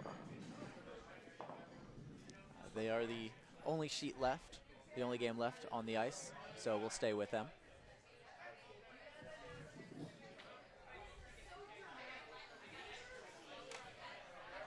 That was the finish of N6, so we have 2 still to look forward to. By the way, TJ, what's the raffle for? There's a whole bunch of raffles over on the back counter. The big item today is a Lightspeed broom from Balance Up, Ooh, Bounce very Plus. Nice. There's also a mystery box from Jackie Barris, who's in Germany, Oh, wonderful. and a couple of other interesting items. So it's $1 for 1 ticket, I believe, like 6 for 5. I'm hard pressed to say. I think 20 for 10, and an arm's length for 20. Which is the joke earlier of what I was being measured for. Yes. Luckily, you got a pretty impressive You got a wingspan. double arm's length, didn't you? I had quite a bit, yes. I don't remember if it's an arm's length for 10 or an arm's length for 20. It was a lot. But it goes to a good cause because it supports the club, Sure. Yes. and that's the most important thing. Yes. I think if I end up getting tickets, which I strongly might, I'd probably end up using your arms too. Okay. I'm not going anywhere for And anyone. there's always Tramilton is here too. Ah, that's true. He's a lengthy fella, I believe the term is. Yes, he has quite the wingspan. Yes. Unfortunately, I'm only 5'7", 5'8" on a good day, so. One of the few times being tall comes as an advantage. As I said, more importantly, it's for a good cause.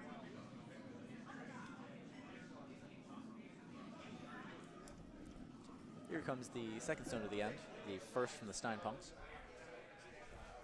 And it looks like they've put it just to full 12. Top of the 12, right on the center line. Very nice shot. And they're going right after that now. Oh, yes. No zonal evacuation needed, as it is not in the free guard zone. See, I pick up on things. Yes, you have, Steve. Unfortunately, that was a bit narrow, and that curled a lot more than they were hoping for. As Team Inglis sends it right through.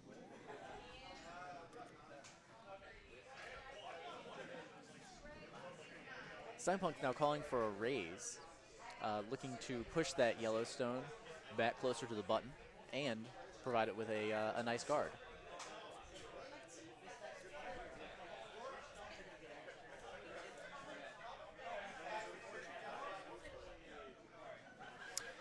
One thing I've noticed up here in our main board, we've got the clock in front of us. We don't have a room temperature, a room thermometer on this side, or an ice thermometer. So no, they're on the far side and then in the middle of the sheet. yeah, so we can't tell you what it's like out there. I have not stepped out there today. No, nor have I. Though the ice looks. What do we keep the ice at here? The ice is kept here between 23 and 24 degrees. Okay. All right, for those listening, I am actually the head ice person for this Spiel also, so we've been multifaceted. Multifaceted, as we said, volunteers. Yep. So we are trying very hard to keep it between 23 and about 23 and a half and 24 and a half. It keeps the speeds about even. It helps with the curl. And we're doing twice daily scrapes, which will be actually coming up right after this. Very nice hit from Team Inglis. As they now sit, looks like they just sit one. As TJ said, they'll be doing ice scrapes after this final game this afternoon, which means we will be offline until 6:30 p.m. At which point I believe your team and mine are playing each other. All right. Looking forward to it. So it'll be announcer death match. Well, maybe we could just take our headsets out there, and we can try a play-by-play, TJ. That could be a lot of fun. I'm a little worried how we're going to run the wires into the warm room, though. Oh, we just tell the Skips MB that they're not allowed to have headsets. Ah, yeah, that'll do.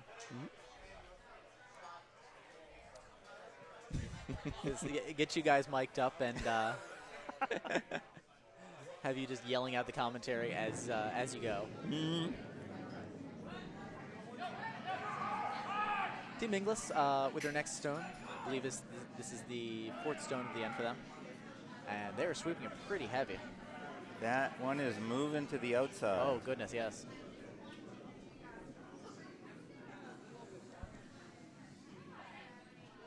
Yes, the ice looks roughly as swingy here on sheet B as it was on sheet C. Like you said, TJ, there's a lot of curl right now on the ice, and that's definitely not a bad thing. No, it's not, and it's at least consistent across all the sheets this year. Yes. Which, you know, I mean, that's the one thing I think I've heard from everyone so far is it's at least nicely consistent from sheet to sheet. Yeah. And really, that's what you want. You don't want to be playing a game and say, "Oh no, I'm on sheet D." That's the bad sheet. So I think that really speaks to our ice makers and TJ in particular. Well, at least for this. I mean, normally it's Craig and his team that handle it during the week. Yes. But it's a very nice. It's been a very nice change this year. Yeah. You know, in the facility at Potomac here, there are, so many other places you go to where maybe the foundation was not applied properly, and in the outside sheets, you have to deal with drifts and falls over the winter, and adjust for that and flood and everything, and you don't have that problem here. Your foundation is nice and solid. You don't have any floor movement. It over the winter, upheaval, down drops. So you really don't have to deal with a lot of reflooding to adjust. Although we will be having a flood, I believe, in the next 2 weeks as we come up on the Mid-Atlantic Women's Tournament. Ah, yes. And then there will be another one before the Kaiser in February. All right. Ah, wonderful. Yes, but I believe we still need volunteers for that Mid-Atlantic Spiel as well, don't we? Yes, we do. Oh, yes. And that is when? The Mid-Atlantic, I believe, is the second weekend in December. Yes. Oh, I think it's the first weekend, Is it the actually. first? Yes, because our Thursday league is not playing on December 3rd because of it. Ah, Yes. Okay, so that's the week after Thanksgiving, yes. Yes, that's right. or weekend after Thanksgiving, sorry. So there's Yeah. the Stein Punks coming down, and looks like a very nice shot, just past the tee line, and Settling in on biting into the 8, back 12. yes, the skip Andy Inglis there of Team Inglis, sweeping it a little far. Speaking of the Thursday League, Team Inglis, currently the holder of the Potomac Open League Championship belt. I think it's somewhere around here. I'm very proud of the belt. It's an interesting touch. Anyone can win a trophy, but it's a trophy you can wear. I think you guys are just jealous of Chip's Lowak. No. I mean, the Lowak is a great trophy, but it's no belt. So what does the belt look like? It looks like a wrestling championship belt. Okay. It's a full-on big honkin' leather belt. The main plate has the Potomac Curling Club logo, and then there are two side plates that have curling stones on it. And on the curling stones, it says Open League on top, and then below that is our league motto, which is the Latin term Durum Properare, which is, of course, Latin for hurry hard. All right. Which is exactly what we hear from these skips often enough when we are trying to keep our rocks straight and get that shot that we most desperately want to make. All right, the Stein Punks getting ready. Their skip is taking her first shot now. Looks like they're going to be coming in just to the center of the house.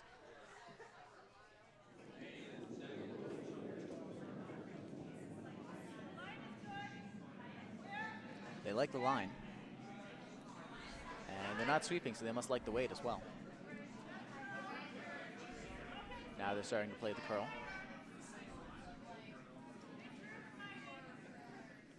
Looking for a biter. That's still moving. Not quite biting, unfortunately for them. Just at the top of the house. Giving more protection, though, to that shot rock. Looks like yellow is currently sitting one.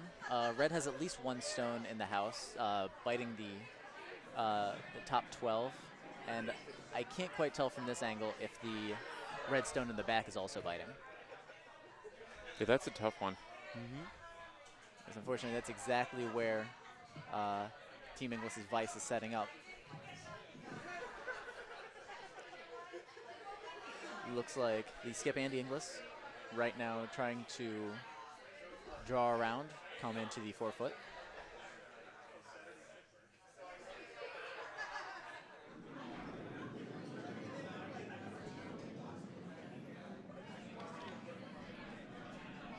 Just a little outside of the stick on this one. I'm afraid he might be a bit heavy too.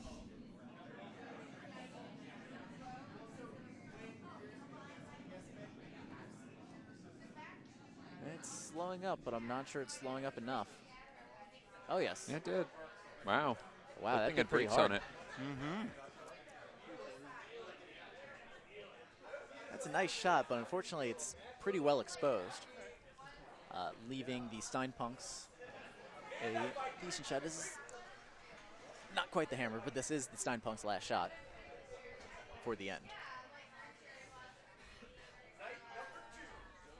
And they definitely want to be trying to steal some points here. Cannot, with a 3-point deficit, they cannot allow Team Inglis to score many more points. Making this shot and sticking around would put them just one down coming home without hammer. That would be good. One down?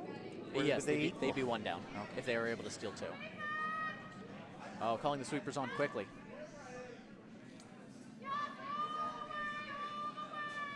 She's calling for sweeping very hard. Well, I think she's definitely on it. She wants to make sure she got enough velocity as well. And I'm not sure she did. It looks like she may have I think shot. she shot, but just barely. Yes, I'd say yellow is shot by centimeters, if that.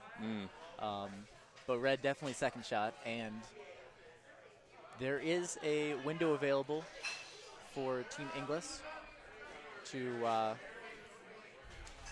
try and work around those guards. If they're able to push those stones out, that would be a backbreaker, really, for the Stein Punks. Can't quite tell. Do you think they'd be able to shoot that port between the yellow and red guards? I think it's tough, but yeah, it's doable. It's definitely large enough. It's there, but and they would certainly have to bring the weight up on that just to maintain the straight. Yes, that'd have to for be that rock. I know they're coming away from it, but I believe we call that a warm room shot.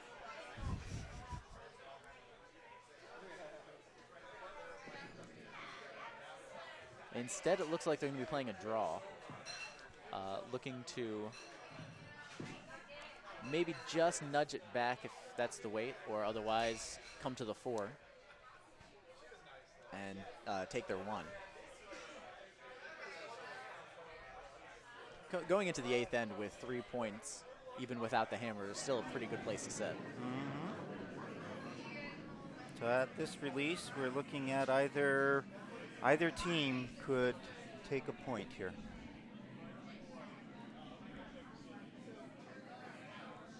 They're sweeping on it pretty hard, trying to make sure it gets to the 4. Oh, they've got to get on their horse, and I think they've done it. Oh, yes, very nice. So that's 1 red for the 7th end. And after 7, Team Inglis leads 7-4.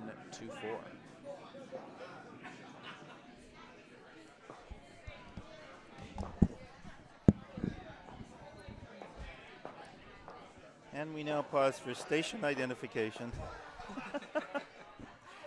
Yes, once again, we're at the Potomac Curling Club in beautiful Laurel, Maryland. This is the 2nd annual Embassy Row Bond Spiel. This year we are celebrating the Stein Spiel, our ode to Germany. The match you're watching is currently Team Inglis playing the Red Rocks, up 7-4 in the last end against the Stein Punks, who are playing yellow. And this first rock looks right, maybe a little past the center line. Getting it into the 4 and just to the tee.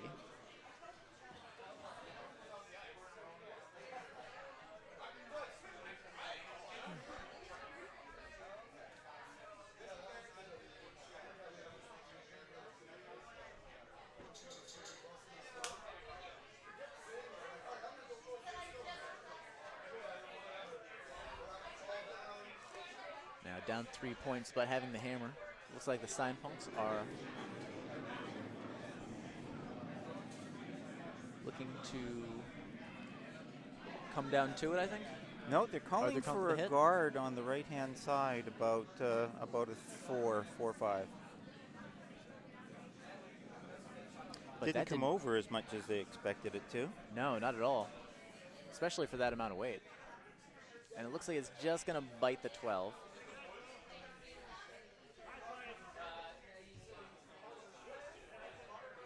And Team Inglis, now they are looking for the hit.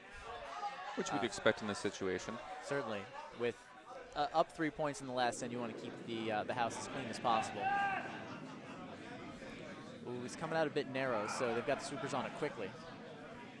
They're doing a very nice job of sweeping. They may have actually overswept it. Nope, here it comes.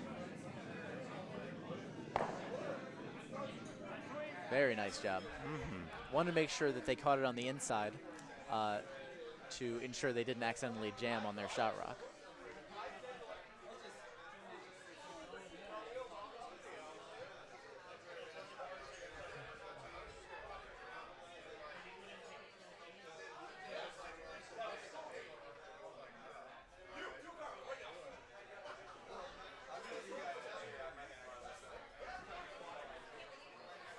Stein Punk's now looking to, looks like hit and roll behind that guard.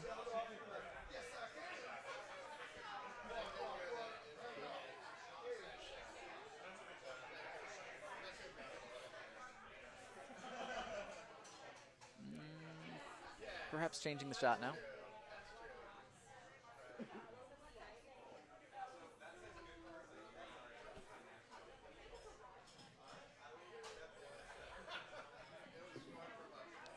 I'd say that's a bit too much ice for any sort of hit.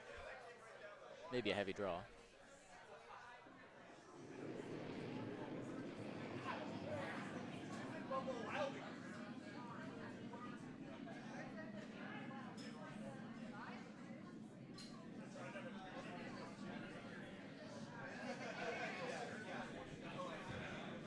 It is coming in with bumper weight.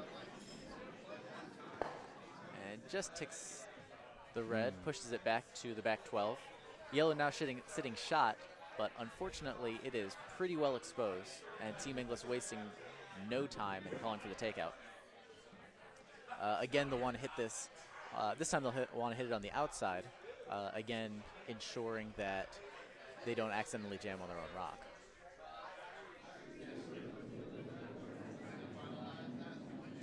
Ooh, they're going to want to sweep that. That is light, and it's coming in quickly. Yes, they're going to have to sweep hard to get that around the guard, and they were not able to do it. Oh, that is a tough break for Inglis. That red guard does, or that shooter does stick around on the far left side from our vantage point. However, yellow is still shot as they now set up for their next stone.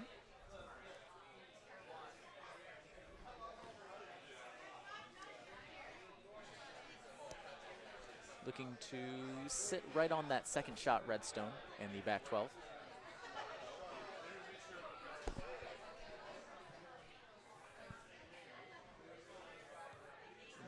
No, just changing her mind. Now instead looking to guard up to the top 12.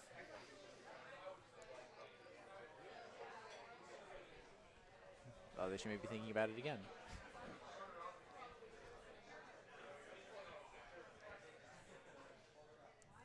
Unfortunately, since we were not broadcasting this match as the feature match, we don't have microphones on the skip, so we can't tell you exactly what they're thinking. They are talking back and forth here. And it looks like, yes, they are going to play the guard to the top 12.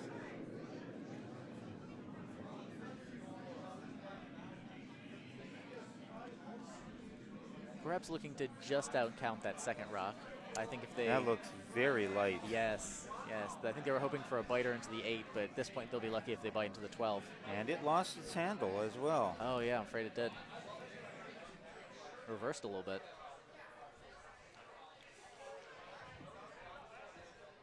So instead that comes down only as a corner guard, allowing Inglis to go for another hit.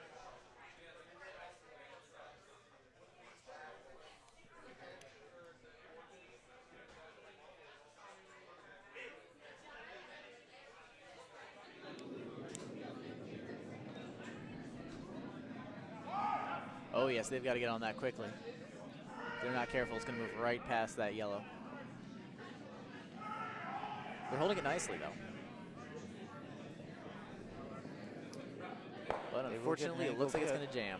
Yes. Knocking that second stone out. So now red's sitting shot. Yellow is second. But considering it's the last end, and the Stein punks do need 3 points to tie, 4 to win. They need to get stones in the house and in a hurry. Looks like they're calling for a hit and roll over to the left, over towards the button. It's coming down rather light. It might be that they've elected to go with just a freeze.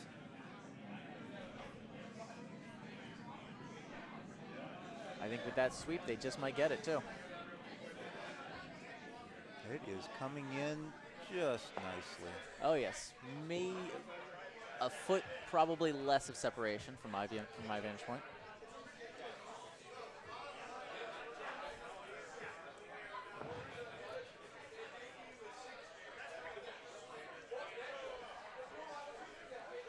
It looks like Team Inglis setting up now to take out that yellow stone in the back of the house, trying to keep the sheet as clean as possible. In this case, for the Steinpunks, every rock that they have in the house is a potential point in the effort to try to tie. So tough break for Team Inglis, a little wide on that one. Didn't move nearly as much off the center line as they were hoping. A break for the Steinpunks, though, as they're currently sitting 1 and 3. If they're able, and yes, they're calling for the run back. If they're able to knock that red stone out and keep the shooter around, they would be most likely sitting there 3.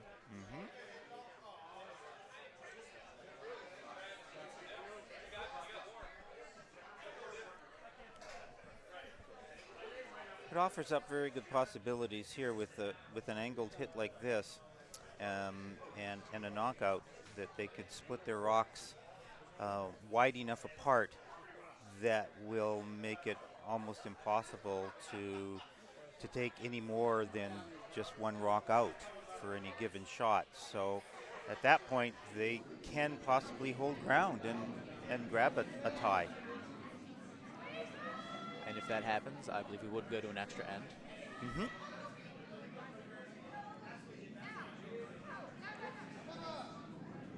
As it comes down, it looks like not as much movement as they were hoping, and unfortunately, that's a miss.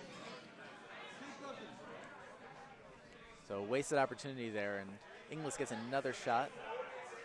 And he's looking instead of the takeout, he's now looking to freeze on that yellow stone that is currently shot rock. Try to take away that run back.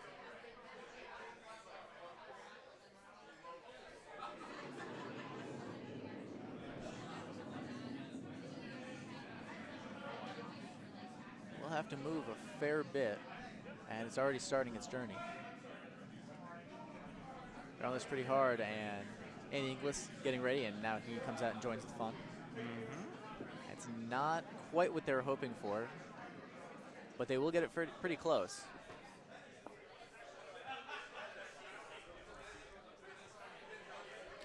He does now. Inglis hits second and third shot.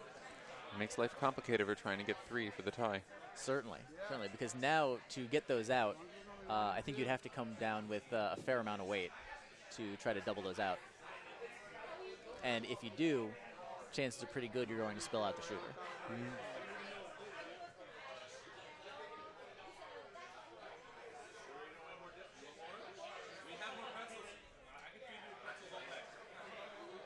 Yep, looking to put it right inside that pocket between the yellow and the red stones. Or just coming onto the inside of the far right stone, the one that's closer to the shooter. A pocket seat would be just right for them right now. It would provide the backing. Unfortunately, it's a bit wide.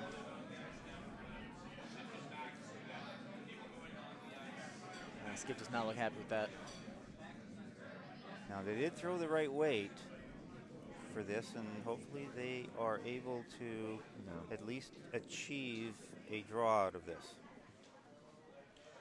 Inglis working hard to sweep it out, and ooh, that is close. It's definitely not first stone. That's still the yellow rock. As for second stone, I am just not sure. No, that would definitely be time for measurement. Oh, yes. Especially considering how close this game would be. Yeah, the overhead cams that we were able to look at doesn't really provide any indication of which one is closer. They look really tight. It's Team Inglis now. Do they call for a draw? I think a freeze to that last shot. I think that's a good call, because not only would it outcount the putative second shot, it would also make life much harder to remove stones near the shot rock.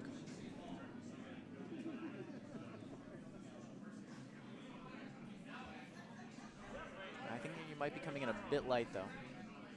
It appears so. What he would want to be doing is at least nullify one of the rocks that are sitting there. Super's doing a very nice job of it, though, dragging it as far as they can. Unfortunately, it's only biting 8, so that's not going to be a big factor right now. Steinpunk's now trying to figure out how they can get 2 out of this.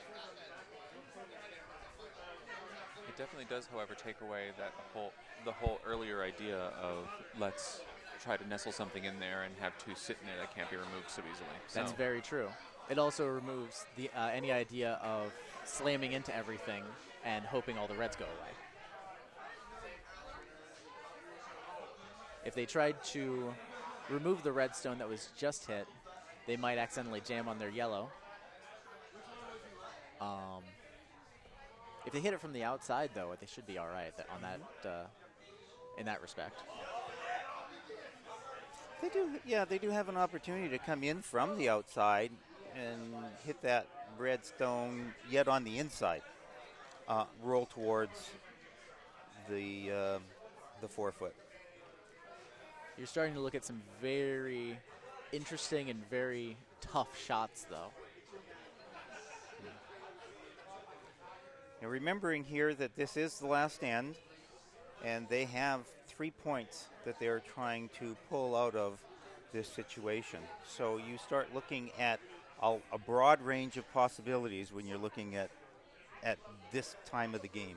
Yes. Remember, they do have hammer, though, so they've got 2 more shots Team Inglis has won.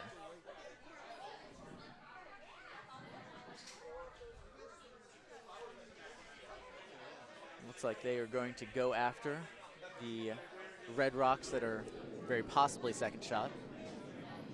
She is on broom on this one. Asking them to let it curl. However, it is not coming in like they anticipated. There it is. Here it comes. Is it? Oh, yes. All right. It was late action.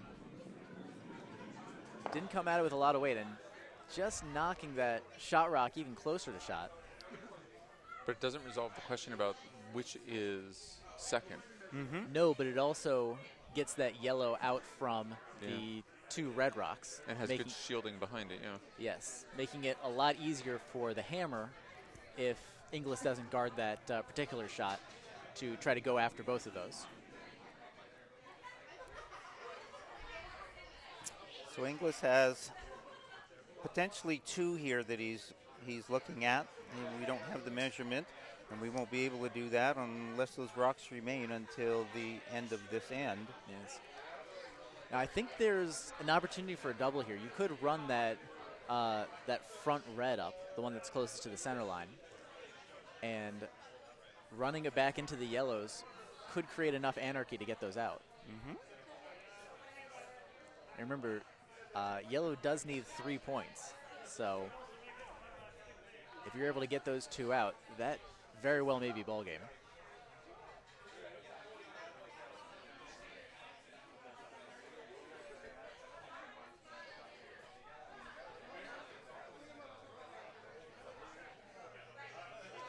Team Inglis taking a long time thinking about this.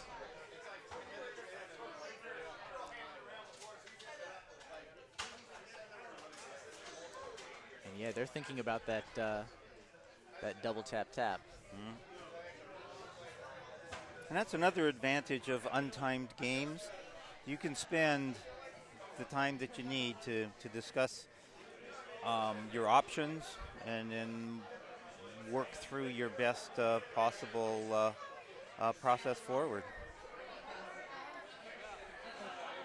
And so I think the play here is you'll want to hit that front yellow stone on the outside and have that spill across the house.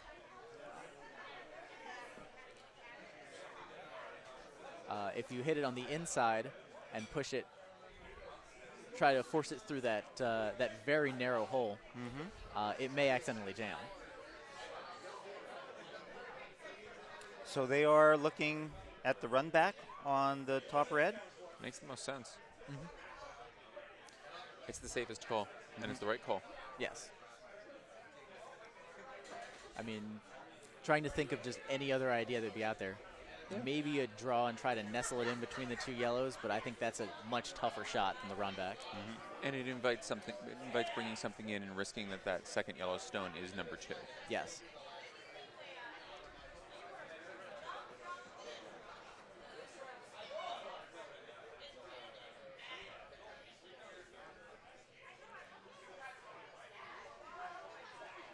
I feel like that might be a bit too much ice for the amount of weight he's going to be throwing, but we'll see.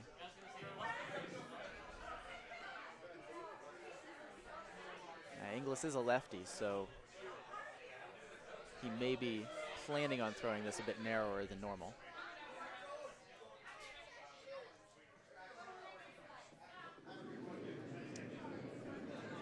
Shot is away. Sweepers are on it. It is holding out. It's starting to come, but that's not moving nearly as much as they were hoping. No, it's not. This is going to be very interesting. Ooh. Oh. Just pushing the yellow stone back. Yellow is still shot. It looks like red is second. Red is second. Yellow is possibly third. That's the right call? Yeah, if they're able to take that out, they'd be definitely looking at 2 and a measurement for 3 and the tie. And really, that's what you do have to go after. You've got to hope that your eyeball view of position of those 2 rocks are good enough for you to go forward with right now, although they have nothing else to work with. Exactly. That's the only move that's available to them at this point. So as you said earlier, you leave the position of the rocks to the curling gods. Yes. And see what falls out after the measurement.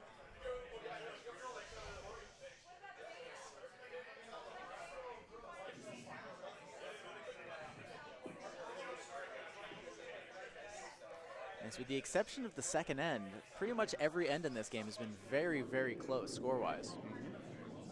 All right. And here comes the hammer. Oh, she looks inside. Yes, they're going to have to hold that. They've got to get around that red guard. I don't know whether that's going to happen. Oh, just barely. Oh, no, it jammed. Oh, that's a tough break. And no measurement required now. Yellow is 1, maybe 2. Unfortunately, they need 3. And that will be ball game. Team Inglis takes it over the Stein Punks in a very, very close match. We want to thank you all for joining us for this afternoon. Yes, we'll be doing a scrape now, and we'll be back at 6:30 with another broadcasting crew. Yes. Yeah, as TJ and I are on the same sheet of ice tonight at 6:30. Well, that means luckily there will be a camera operator instead of me who knows what they're doing. Oh no, you did a great job, TJ. So. Yeah. All right, thank you guys so much for joining us. Join us back in 90 minutes. Thank you very much. Bye-bye. Bye.